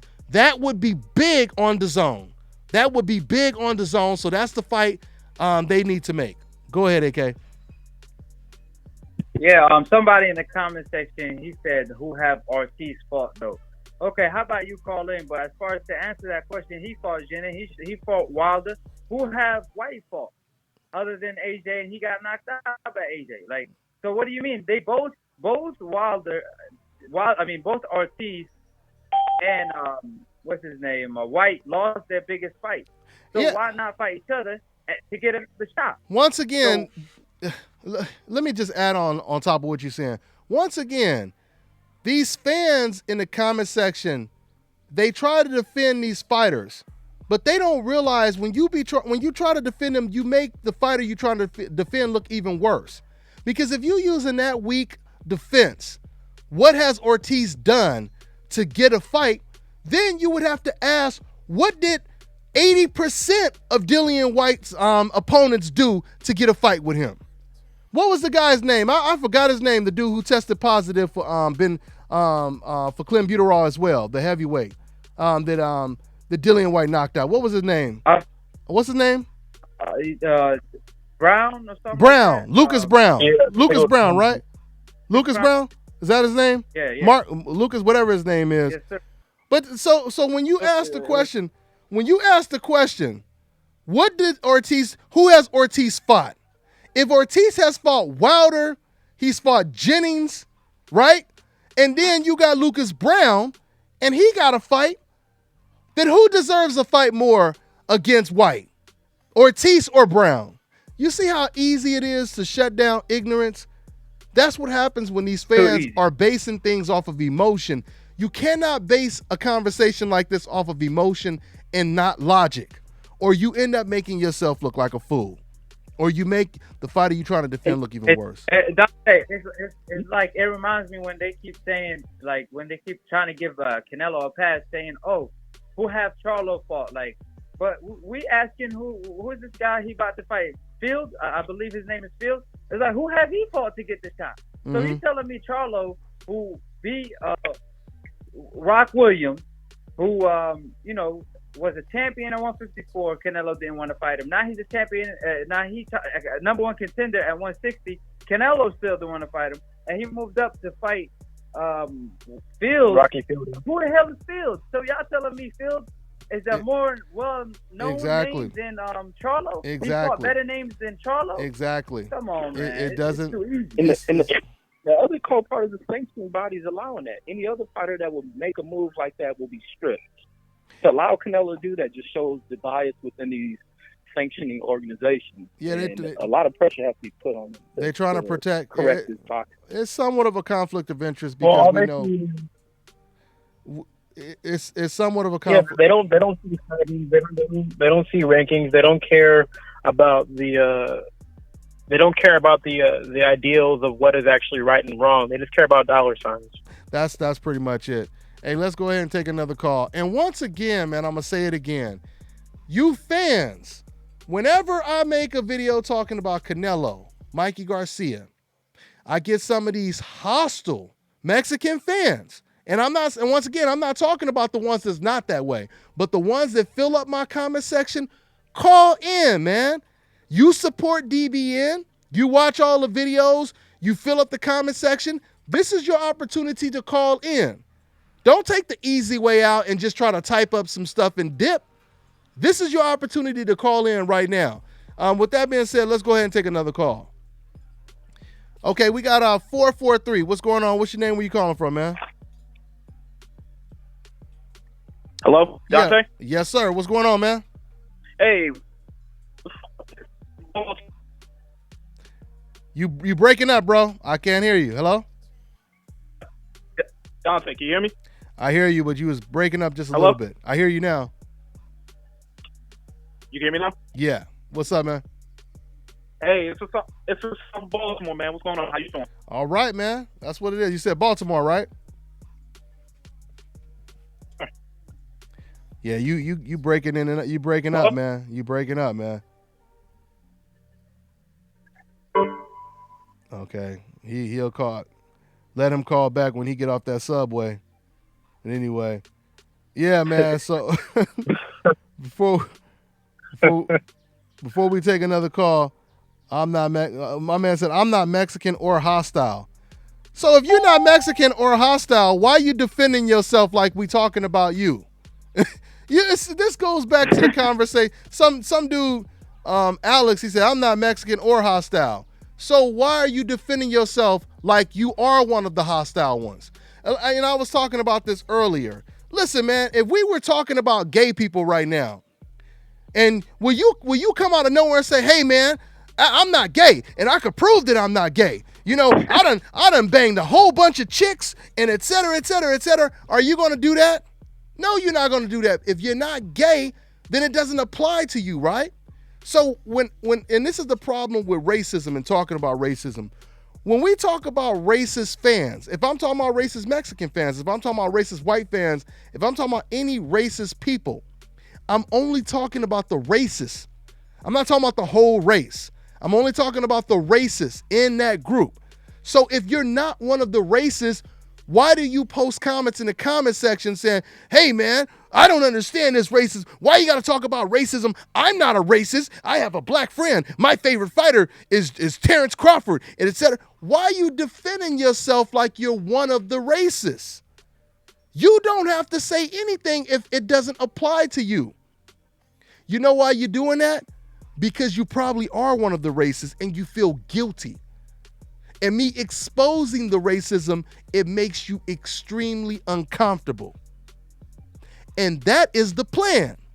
That's the plan, to make you feel uncomfortable. So the only people who's going to call in and have a problem with us exposing this stuff are the ones that feel guilty about it. That's why the people who complain and say, hey man, why you got to talk about that? That's why it only comes from a certain demographic, if you guys notice it, right? I want to make one more quick analogy real quick. Let's say, for example, in America, we do a poll and I ask a whole bunch of people by way of hands, who loves pizza or who likes pizza and wings, right? Now, let's say that there's a mixture of all different races and nationalities. We know if I ask that question, the majority of people will raise their hand, right? The majority of people will raise their hand no matter what their race is, right? But if I were to say, who believes that Floyd Mayweather is a great fighter, then all of a sudden you'll see the same people that agreed when it came to pizza and wings. Now you're going to see a separate division. You're going to see a divide on who's raising their hands by race. You see the point that I'm making? So if you have a certain group that's always saying no, and it's just that one demographic, right? Then we know that it's not even about what logically makes sense. We know that. So, that's just food for thought right there. Speaking of food for thought, I'm getting real hungry. We're going to have to go ahead and get some of this Tom Yum Goon out here in Thailand and some other stuff to eat. But with that being said, Sharon. What's up? Oh, hey, you can't leave the show without letting me talk about the hoe from the UFC who I hate, Dana White. They said who I hate. Oh man. Oh man. Yeah. Hey, boy, I'm very voice about my dislike for. I didn't know. Now, first of all, just for the record, for those of you guys who don't know, Dana White is a huge Donald Trump supporter. Just throwing that out there, and it's just funny how it's funny how he's treating like and AK. Shout out to my man AK. He been reporting on this. I mean, they just doing stuff that's making it so blatant with the racial double standards, holding Khabib's check, but not holding Conor McGregor's check. I mean, just all the type of stuff that they doing, not giving the man his belt, not letting him hold his belt, all that kind of stuff. AK, talk about this just a little bit, man. When it comes to Dana White, did Khabib even get his check yet? Nah, he didn't get his check. They talking about they probably the fine is gonna be huge. It's not like it's gonna be $50K. But we remember when Conor McGregor with the bus incident, he injured fighters. He messed up the UFC cards that was going on the next day, and they only fined him $50,000. So y'all fined Conor McGregor $50,000 for that, and he cost y'all all that and did that reckless move. And after y'all didn't even suspend him. The UFC did not even suspend Conor for that. He got the Khabib fight right away after that. But Khabib, he attacked the teammate that told him you're a Muslim fucking rat after the fight. Like after they kept screaming it out. Wait, they said that after. They said that after the fight. Yeah. They called him a. Wow. Yeah. I didn't know that they said that even. Oh wow. Even before that, Conor has said racist things about the Brazilians, about enslaving them. I mean about like riding favelas. Yeah, I made videos about that. He said he would enslave them. He said he would kill anyone who wasn't fit to work on horseback. Yeah. He called black people monkeys when he was promoting the Floyd Mayweather fight. Yeah, I mean he's an extreme racist, and once again, Dana White did that, and Dana defends him. He doesn't denounce it at all. And let me I'm sorry to interrupt, but let me just say this: what Dana has done because this is what I always say, he has ruined the UFC. Even when they try to promote the UFC as if it was destroying boxing, which it never was. Dana White has single-handedly ruined that sport. That's the UFC was built by guys like Anderson Silva, Matt Hughes, St. Pierre, and then he lets these newcomers come along who are very disrespectful to fighters. They don't respect the art of the disciplines of martial arts, the respect that comes behind it. He lets these guys come in and be very disrespectful, bring this thug-like mentality to the game, and he praises it all because they're blonde-haired types, blue-eyed fighters that he promotes. Yeah, and they come in, a white supremacist ideology. Yeah, and just like the girl he brought in. Daniel, I mean, can you guys imagine if Daniel Cormier, John Jones, and Anderson Silva, they was jumping over cages, just doing all this kind of stuff, or saying all this type of stuff, saying all this racist type stuff about other people, especially saying it about white people. Can you imagine if they were saying all this kind of stuff? Yeah, I mean, come on, man. You imagine if they were jumping on buses, and beating up cats and all that kind of stuff, kicking out windows, because we've seen cats do stuff like that. I mean, all kind of crazy stuff, man. I mean, there needs to be order. And Connor himself jumped the fence before. He almost fought a referee too. When he was watching his boy fight, they didn't suspend him for that either. So it's bias in the UFC. They don't treat all fighters the same. And speaking of UFC versus boxing, UFC ain't doing too well. They promote it like, doing such a good job. But other than the Conor versus Khabib, they ain't been doing that well. And if he's doing so well, why is Dana White coming to boxing? Like, if you're doing so well in the UFC, you're getting your boxing license. Why is that? Apparently, you ain't doing that well after all. You want to come to boxing and get that real money, baby. And that's what Dana White's trying to do. And the king get that because he been had the boxing license, but he's not going to be able to move in without Heyman running things. So he won't be able to do anything with that. And they've only promoted 3 fighters over the past five years. That's been Ronda Rousey, Brock Lesnar, and Conor McNugget. And he tried Sage Northcutt, the other blonde-haired, blue-eyed kid. Right. And he's and what's her name? Paige Van Zandt. Yeah. And they try to promote her. And they used to boo John Jones and Anderson Silva as if it was the 1930s, as if they were Jack Johnson or something walking in the ring. I haven't been watching a lot of the UFC lately, but I heard even Woodley, he's been treated just like John Jones, just like Anderson Silva was treated. Anderson Silva was one of the most respectful. Anderson Silva was one of the most respectful fighters ever in UFC history, and they used to boo this man like he was a Conor McGregor type of personality. You guys see how that works? How crazy is that? Yes, right. And Dana White was behind that because during Anderson's run, Dana White would speak so negative of this guy and always talk about finding guys to beat him. He looked disgusted anytime he had to put that belt back on on Anderson Silva.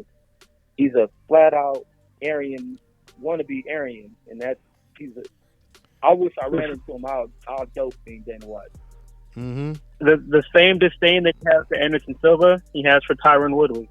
He won't even go to the press and speak about him. He never promotes him.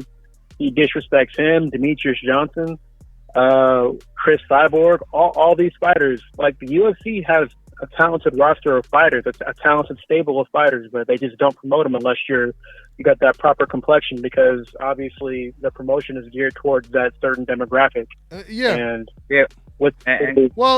the only the problem is he could like the certain fighters or a certain group, but the only problem is he can't fight for them. Like, at the end of the day, he can't fight for Conor. He can't change his destiny. He's Conor. If he fight Khabib again, he's gonna be the Ronda Rousey in the male division. I mean, he can't change that. But that's the problem. Understand this. Listen. He's not. Understand this though. Understand this. UFC, going all the way back, to the inception of the UFC. UFC, the original dream was for them to have a sport that was going to be mainly non-black athletes, participants, mainly white, and that's they felt like, look, the blacks, the Mexicans, and all the other minorities, they got the boxing. We're going to come over here, start UFC, and have our own type of, fighting sport that doesn't include them. And what they didn't expect or anticipate is for black people to end up loving that sport as well. And Mexicans and other minorities to love that sport and start to do well in the sport. So that's why, when it comes to the hate, black fighters are hated even more in the UFC because it's more of a white supremacist type of sport. Once again, there's no other way you can explain. There's no other way you can explain. I mean, I made a video a long time ago. It was a great video. I mean, I remember there was one time Anderson Silva was walking to the ring, or I don't remember if it was the ring or the weigh-in, but he was walking up, and this little girl, she was just staring at him, looking at him, and he starts saying hi to her, like smiling and stuff like that, and she gives him some type of really offensive gesture. And then the mom, she just kind of smiles, and she just kind of like puts her hand on her daughter's shoulder or whatever, just basically condoning it. So yeah, man, I mean, it like I said, it reminds you of stuff you see in them type of 1960 type of movies and stuff. But it is what it is, man. And let me just I want to read one of the comments.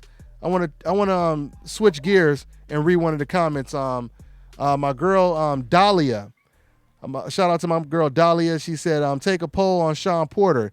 He's the next Anthony Joshua because he's calling everybody name except Errol Spence Jr. No one wants to see another Berto fight.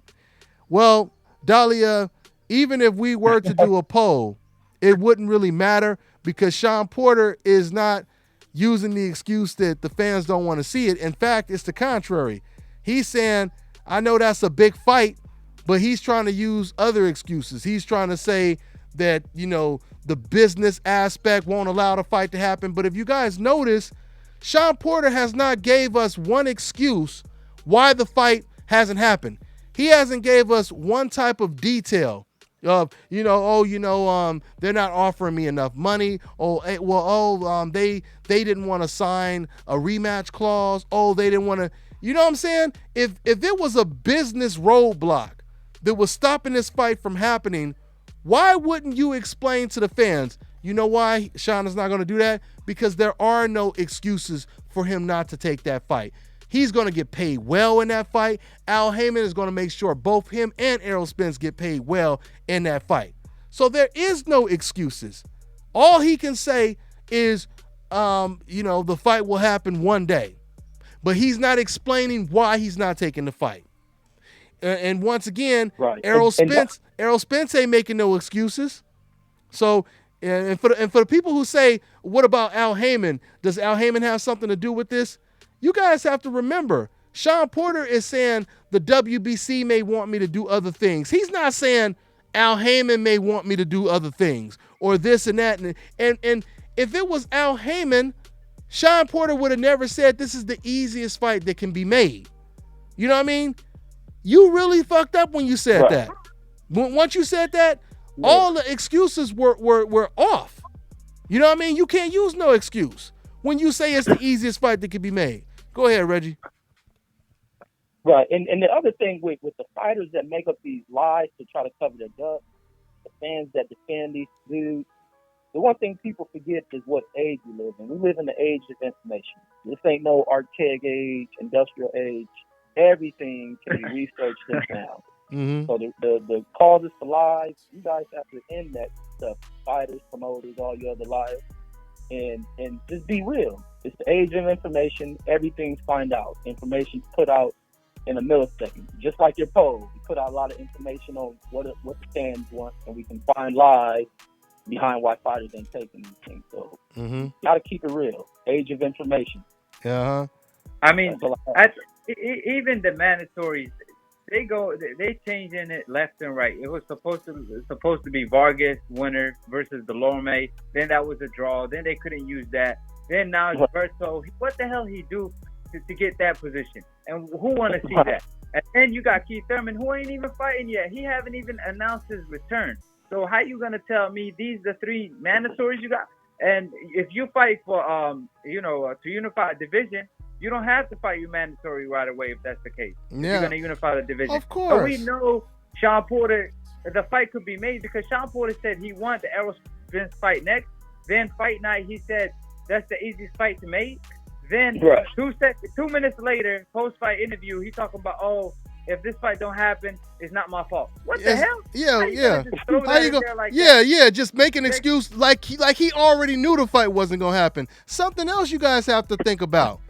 Why would there be any type of business roadblocks when it comes to Errol Spence, but there were no business roadblocks when it came to Keith Thurman and Danny Garcia, who's all with Al Heyman and PBC?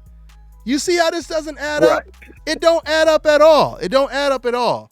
And once again, for those of you guys who don't know, because there was some decaf in the comment section, but for those of you guys who don't know, I'm not in the States. I'm in Thailand right now, okay? I'm in Thailand. It's 10:40 in the morning right now out here in Khao Swan Quag. That's the city I'm in right now. We are way out in the country right now. So that's pretty much what it is, man. Hey, man, y'all hit that like button, man. If you kicking it with us and you like what we doing, show that love by hitting that like button, man. You could also donate to your boy. And if I missed anybody, I'm going to make sure I definitely shout you guys out in the super chat section, man. So once again, Terrence Crawford versus Jose Benavidez is going down like a plane crash, y'all. I promise you that. Somebody getting their face knocked off this Saturday. It's going down. It ain't gonna be, your boy, Jose Benavidez. He did a good impersonation of Keanu Reeves on The Matrix when he avoided that shot. But I'm telling you right now, it's different. It's one thing avoiding one shot versus avoiding shots for 12 rounds. So I can't wait to see the fight, man. They done really got me amped, and I can't wait to see how this fight plays out. But it's going down on ESPN, guys, this Saturday on free TV. What time is the fight? Will most likely start around 6 o'clock Pacific Standard Time, right, Kirk? Yeah, I believe 7:30. Yeah, 7:30. yeah, about. Shakur Okay. Stevenson. Oh, shout out to Shakur, man. Shout out to Shakur Stevenson, another beast. That's a great card, man. For free TV, to get to see Shakur Stevenson and Errol Spence on the same card, that's a good card, man, for free TV. Real good card. I'm looking forward to it. What about Tabiti in the World Series over there? Yeah, man. He over here. He next door to me. Man. I might try to actually get over there, man. I might actually try to get over there. He a hop, skip, and a jump away from Thailand. Out there, he's going to be in Russia fighting. No, you know what? Wait. What weekend is that? That's not this weekend, is it? It's tomorrow. Yeah, they fight tomorrow. Oh, man. My bad. X that. Yeah. So I won't be making it. I thought that was next weekend, man. But, yeah, man. So, hey, shout out to my man. Oh, my God, I'm tripping. Tabiti. Andrew Tabiti. He's going to be fighting in the World Boxing Super Series. I got a little distracted. There's a whole lot going on over here. But he's going to be fighting in the Super Series, and that's a good look for him, man. That's a good look for him. Finally, we're going to get to see him fighting against young, hungry lions on his level. It should be interesting.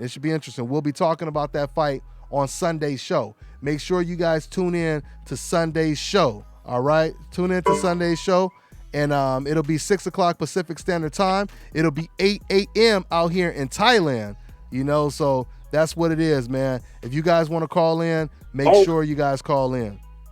Go ahead. We didn't go over. Did y'all touch on this Gervonta Davis issue? Not the arrest thing, but the calling Eddie Hearn to get out of the contract thing. Man, what is up with the unappreciative dude, man? Yeah, man. Oh, man. Hey, Kirk, before I talk about that, Kirk, report exactly what took place with that situation, and I'm going to give my thoughts.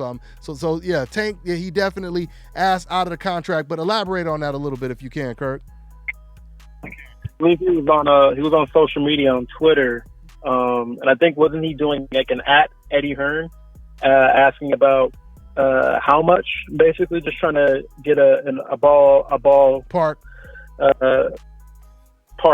figure as to how much he'd be making if he were to fight under Eddie Hearn as opposed to who he's currently fighting under. Mm-hmm. And as Reggie mentioned, ungrateful. Yeah, dude. Yes. Yeah, I mean, I don't. Your boy Adrian, didn't he recently, a couple months back, tweet out the contract that Eddie Hearn had sent to him? Yeah. Right. Right. And my thing, doesn't he know the ballpark figures for how much he would get fighting under Hearn? I mean, and then you can compare that to what you're making with Heyman. Yeah, and see, my whole thing is, if there is nothing way more personal going on between Davis and Floyd Mayweather, I really don't understand the disdain. I really don't understand it. I mean, if you really want to get out of the contract, just go ahead and fulfill your contract and then move on. I don't see why it's getting this personal unless there's something else going on that we don't know about between the two. Now, I mean, like I said, we don't know what's going on behind closed doors, but it's just not making sense to me. How long is this contract? How long is he stuck in this contract? Does anyone know? Because I don't know. I think it's like he talked about it in an interview with Barbershop Conversations. Man, fight. I think it was like a 3-fight deal or something like that. It's that long. Somebody in the comment section said. Yeah, somebody in the comment section said 3 years, but I don't know. I'm gonna look into that. To find out how long he's gonna be in this contract. I mean, yeah, if he wants to, he can buy his way out of the contract like Floyd Mayweather bought his way out of the top ranked contract. But I mean, is it really that serious? I once again, like I said, Dante, go ahead. What's up? But see, Dante, like Floyd's been moving him right, giving him good fights. I mean, winnable fights at the end of the day. He haven't been in a fight that I was like, oh man, he didn't put him in with Lomachenko. But it's or personal. Fight. So he gave actually good fights for good money. Even he gave him the fight versus Mares. I don't think it was actually Gervonta's fault because I think he probably couldn't make the weight because he looked like he was drunk in that fight. I forgot who fight that was when he was with Errol Spence. And he got Porter. And he was supposed to have a fight this month in October. So he looked like he was overweight. So it seemed like it was his doing. He's not making the weight. So that's probably why the fight got pushed back. But that just, to me, everything you said just proves to me is personal. It has nothing to do with him not getting the right opponents. It's personal. They have some type of disagreement or a couple disagreements, and it's spilling over to him possibly leaving TMT whenever he can. But yeah, man, that's just what it is. Hey, but you know what, guys? I can't get to all the phone calls, but I'm gonna go ahead and try to take another call. Let's take another call. We got 904. What's going on? What's your name? Where you calling from, man? 904, are you there? Okay, 904. He went to the kitchen to go check on that rice and gravy, I guess. Let me go ahead. Let's see. Let's go ahead and go to another call. Let me see here. Let's go to another call. We got 210. What's going on? What's your name? Where you calling from? Hello? Yep, you live, man. What's going on? What's your name? Where you calling from? Hey, what's up, Dante? My name is Healer. I'm calling from Newark, New Jersey. How you feeling? I'm good, family. I'm good. What's on your mind, man? I'm actually a big UFC head. First off, I want to say I got into boxing because of you and Boxing Eagle. You guys hold it down and tell the truth. So big ups there. Thank you, sir. And in regards, what's that? No, I said good looking, man. Go ahead. So what does HBO have in common with Dana White? The agenda to promote non-black fighters. I mean, it depends on what you're talking about. And that trying to promote a European as the next Muhammad Ali. Well, yeah, pretty much what I was saying. Absolutely. I mean, if you will, I mean, it's the whole Jim Jeffries situation. It's the whole Jim Jeffries, Jack Johnson looking for the white hope. That's what they want. And And Dante, you know Dana White compared Muhammad Ali to Conor McGregor as far as warfare and as far as trash talk. But you know, Muhammad Ali never cursed. He was a poet. I mean, he was outspoken. But Conor McGregor, he just talks. We don't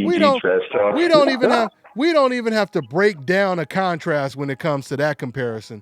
You know what I mean? I mean, it's not even worth trying to compare the two. But you see what they're doing, though. You see what they're doing. Oh, absolutely. You know, on that note, I recall seeing a video of Muhammad Ali back in the day. He was on trial, and they thought his fight was a fix because he was calling the rounds that he knocked him out in, and he said something to the effect of, "If I knock Jack out in 6, you gonna say it's a fix just because I predicted it?" Yeah, and he predicted. But when Conor does it, he's Mystic Mac.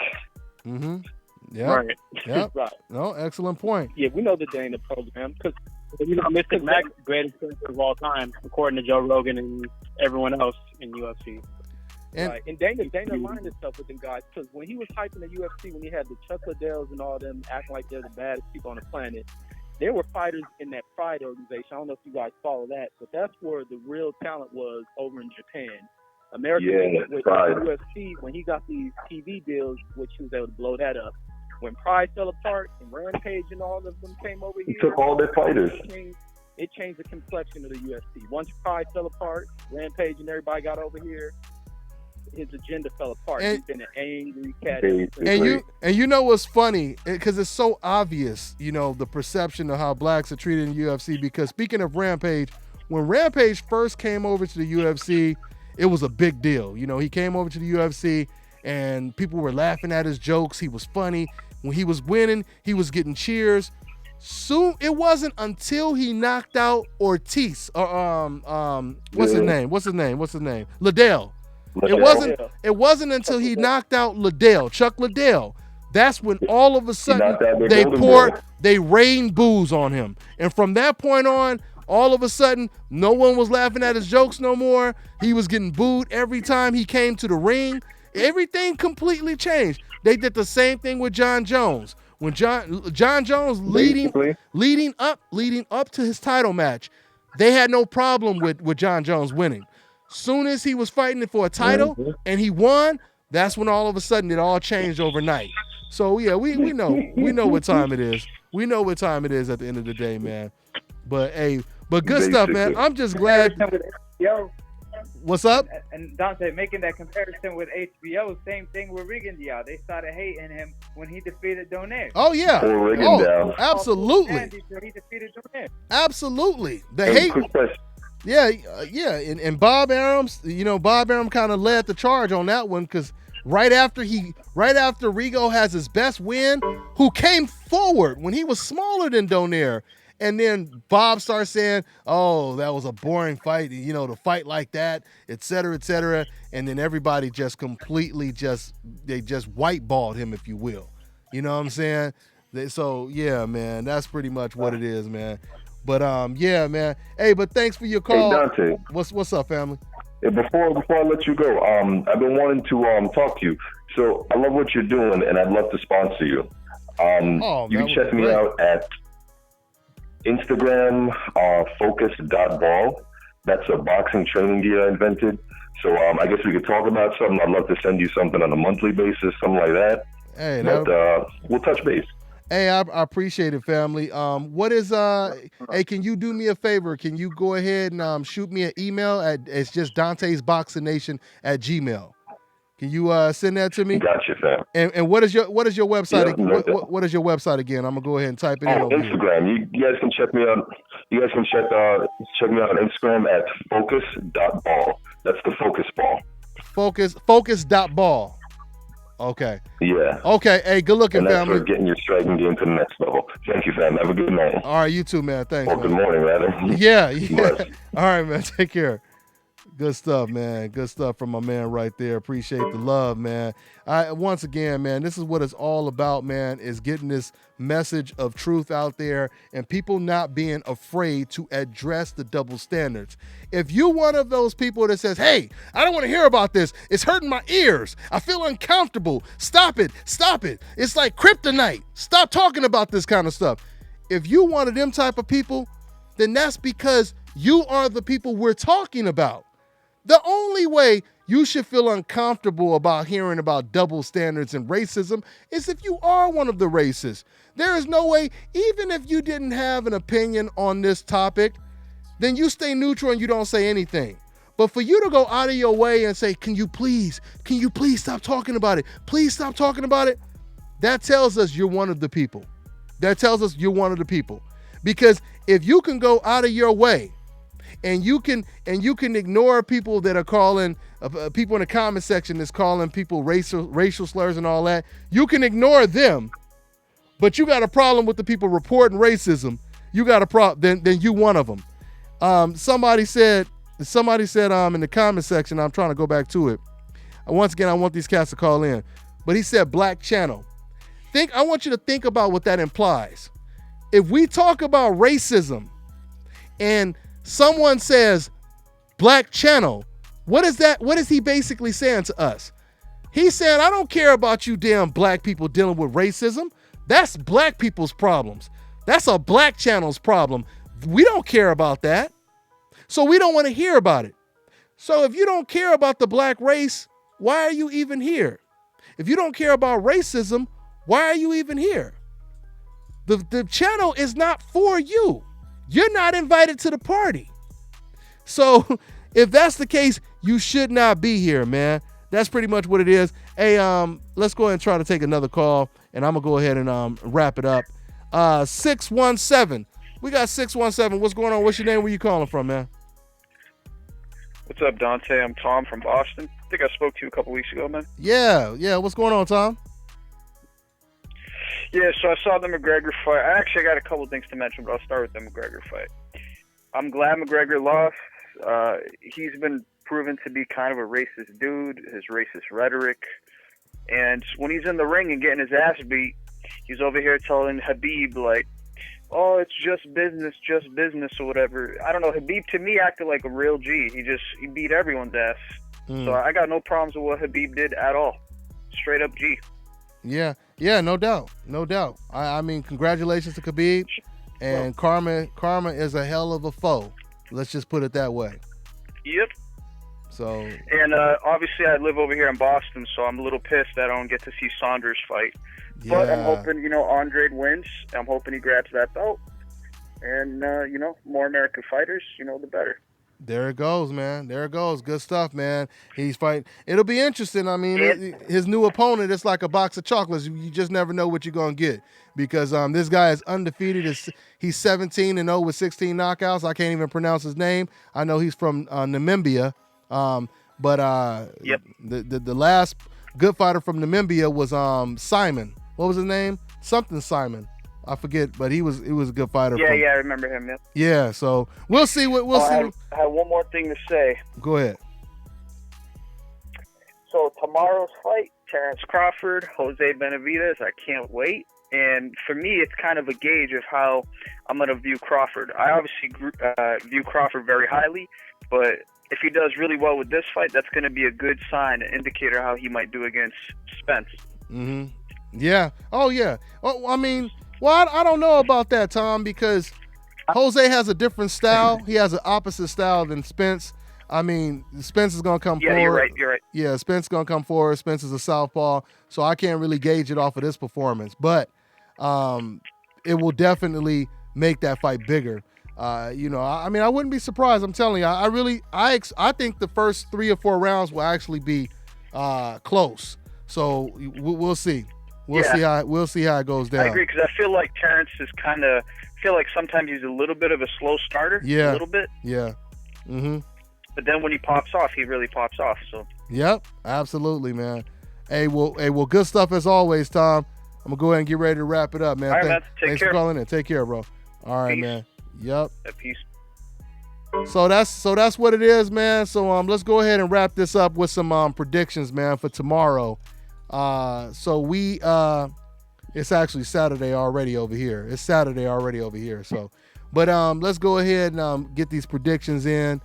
You got your boy Terrence Crawford versus Jose Benavidez. Kirk, your prediction?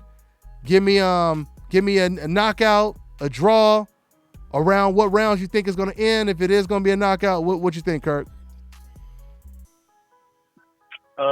Much love to Benavidez for coming on your show. Show some love, but I think he gets stopped, I'd say, about 9 rounds. It's going to be a competitive fight as far as Benavidez is going to come to fight. He has skills. He was a highly regarded prospect coming up into the game. He sparred against some of the guys' best fighters, or some of the game's best fighters. But the disparity in skill is going to be a little bit too much for him to handle, and Crawford stops him. Okay. And AK. Yeah, I got Terence Crawford all day. I feel like it's going to be competitive early on because Terence likes to study his opponents. But Benavidez, due to his hand speed and skills, he's going to give him a tough fight early on. I'd say for 3 rounds. Then I believe Terence Crawford going to break him down and possibly pressure him and fight him in the inside because Benavidez, he's just not a good inside fighter, and he's just too rangy and doesn't even feel comfortable to fight in the inside. So I feel like Crawford gonna stop him late, possibly in the 8th or 10th round, and that's all it wrote. Reggie. Yeah, I'm looking at 8-round stoppage, but I think it could be sooner because Benavidez is a little bit way too over emotional because of him feeling like he's being replaced. So if he's over emotional and over committing, he can be put out there in round 3. I'll look at, but he may adjust if he gets hit with something. But I think it stops in 7 or 8. Mm-hmm. Yeah, and you know what? I'm a end it by saying this. I'm not gonna do a complete prediction because I do want to give shout out to Jose and David Benavidez. They came to my house where my studio was in the States, but now my studio is out here in Thailand. And they came to the studio, showed love. Matter of fact, I'm gonna put a little bit of that interview back up where he talked about Errol Spence and Terence Crawford. But basically, yeah, man, I told you guys at the beginning of this show, Jose Benavidez, he usually does really good in the first half. There was one fight I noticed when he fought. Matter of fact, it was on Terence Crawford's undercard. It was the fight. It was the Crawford Postal. I covered that fight. It was the Postal fight, and Jose Benavidez, he fought against a really aggressive come forward fighter, and it was a question if he won the fight because it was so competitive. The guy he fought really closed the gap. You guys helped me out in the comment section. I forget the kid's name, but the guy came on strong. And once again, Jose Benavidez, he did not show a good inside game. He really had no inside game in that fight. Hopefully, he's improved on his inside game because if he doesn't, Crawford can fight on the inside and the outside. He just like he aggressively came after Ricky Burns out there in the UK. So this should be a good fight. I expect a knockout, and I just put it that way. I expect a knockout around 8 to 10 rounds. So I basically see a knockout the way you guys see a knockout, and I'll leave it at that. With that being said, man, I'm gonna go ahead and wrap this one up, man. I want to say thanks once again to the panel. Thanks to my man aka Rap King once again, guys. If you guys haven't heard me say this, my man AK. If you guys are going to hear him report videos on my channel every once in a while, especially with the time zone difference. We 14 hours ahead of West Coast Pacific Standard Time out here in Thailand. And also, you know, it just helps me to get all the news out at the same time. And these are just extra videos like I told you guys before. You know, a lot of the videos he does, I wouldn't even have done myself. But if it is a video that I would have done, then you guys are going to get 2 videos on that topic, one from me and one from AK. So, and AK is very knowledgeable, which, you know, it's not easy to find somebody who's extremely knowledgeable, non-biased, and can give actual facts out there. So that's what AK does. Subscribe to AK's channel. And once again, man, hit that like button on your way out, guys. Hit that like button on your way out. AK, you want to say something else? Yeah, appreciate it, Dante, and thanks for having me, and it's a pleasure to be here. And you know, so the people don't need to be, you know, taking shots at me. You know, I ain't Dante, but I keep it chill too. Yeah, they gonna take shots because you marching down the street with me, man. So you gonna get rocks thrown at you and dog sick on you. You know, It's all that's what it is when you're on that freedom bus, boy. I tell you. Anyway, hey, that's what it is. But I'm used to it. That don't bother me. The truth, if the truth make you cry, all I could do is hand you some damn Kleenex. You know what I'm saying? But yeah. Hey, Kirk, anything else you want to close out with? Yeah, thanks again for having me on. And hey, just keep in mind, any publicity is good publicity. So just keep doing what you're doing. And for all the viewers tuning in tomorrow for the Terrence Crawford fight, also Michaela Meyer, she also fights on the undercard along with Shakur Stevenson. So it's a really good card. So everyone should enjoy it. Really good card. Really good card, man. Absolutely, man. It's going down tomorrow. Terrence Crawford, Jose Benavidez on Free TV, ESPN. Shakur Stevenson on there as well. Man, I can't wait. Boy. It's going to be interesting to get the reactions after the fight. Let's see how it goes down, man. So, yeah, man, good looking out on Reggie for hanging out with us. I appreciate it, family. We going to get up out of here, man. Oh, yeah, no problem, man. Yep. All right. And with that all being said, I'm going to go ahead and close it out. Like I said, man, show that love, guys, if you like what we're doing, man. I want y'all to hit that like button on your way out, all right? That's what it is, man. You guys already know what it is. Once again, make sure you guys tune in to the actual radio show this Sunday, 6 o'clock Pacific Standard Time. That's 8 in the morning. That's actually 8 in the morning Monday for me out here in Thailand. So yeah, that's pretty much what it is, man. We'll see y'all next week. Y'all already know what it is. We'll see you this Sunday, rather. Y'all already know what it is, man. It's the nation, man. Hashtag new media. Hashtag decaf busters. Hashtag Dante's Cooking Nation is coming real soon, man. Hashtag Dante's Travel Nation coming real soon. I got all the footage. I'm just editing everything right now. But, man, I really appreciate you guys showing that love. I'll see you guys on Sunday, man. Hey, decafs, man, stop being afraid to call in. We ain't going to hurt nobody. It's just boxing talk, baby. It may be educational, but it's boxing talk. You'll get a free education over here, man. You don't need no loan to get this education at this school, y'all. Okay? That's pretty much what it is. So we'll see y'all this Sunday or this Monday out here in Thailand, and I'll catch up with you. It's the nation, baby. Yep.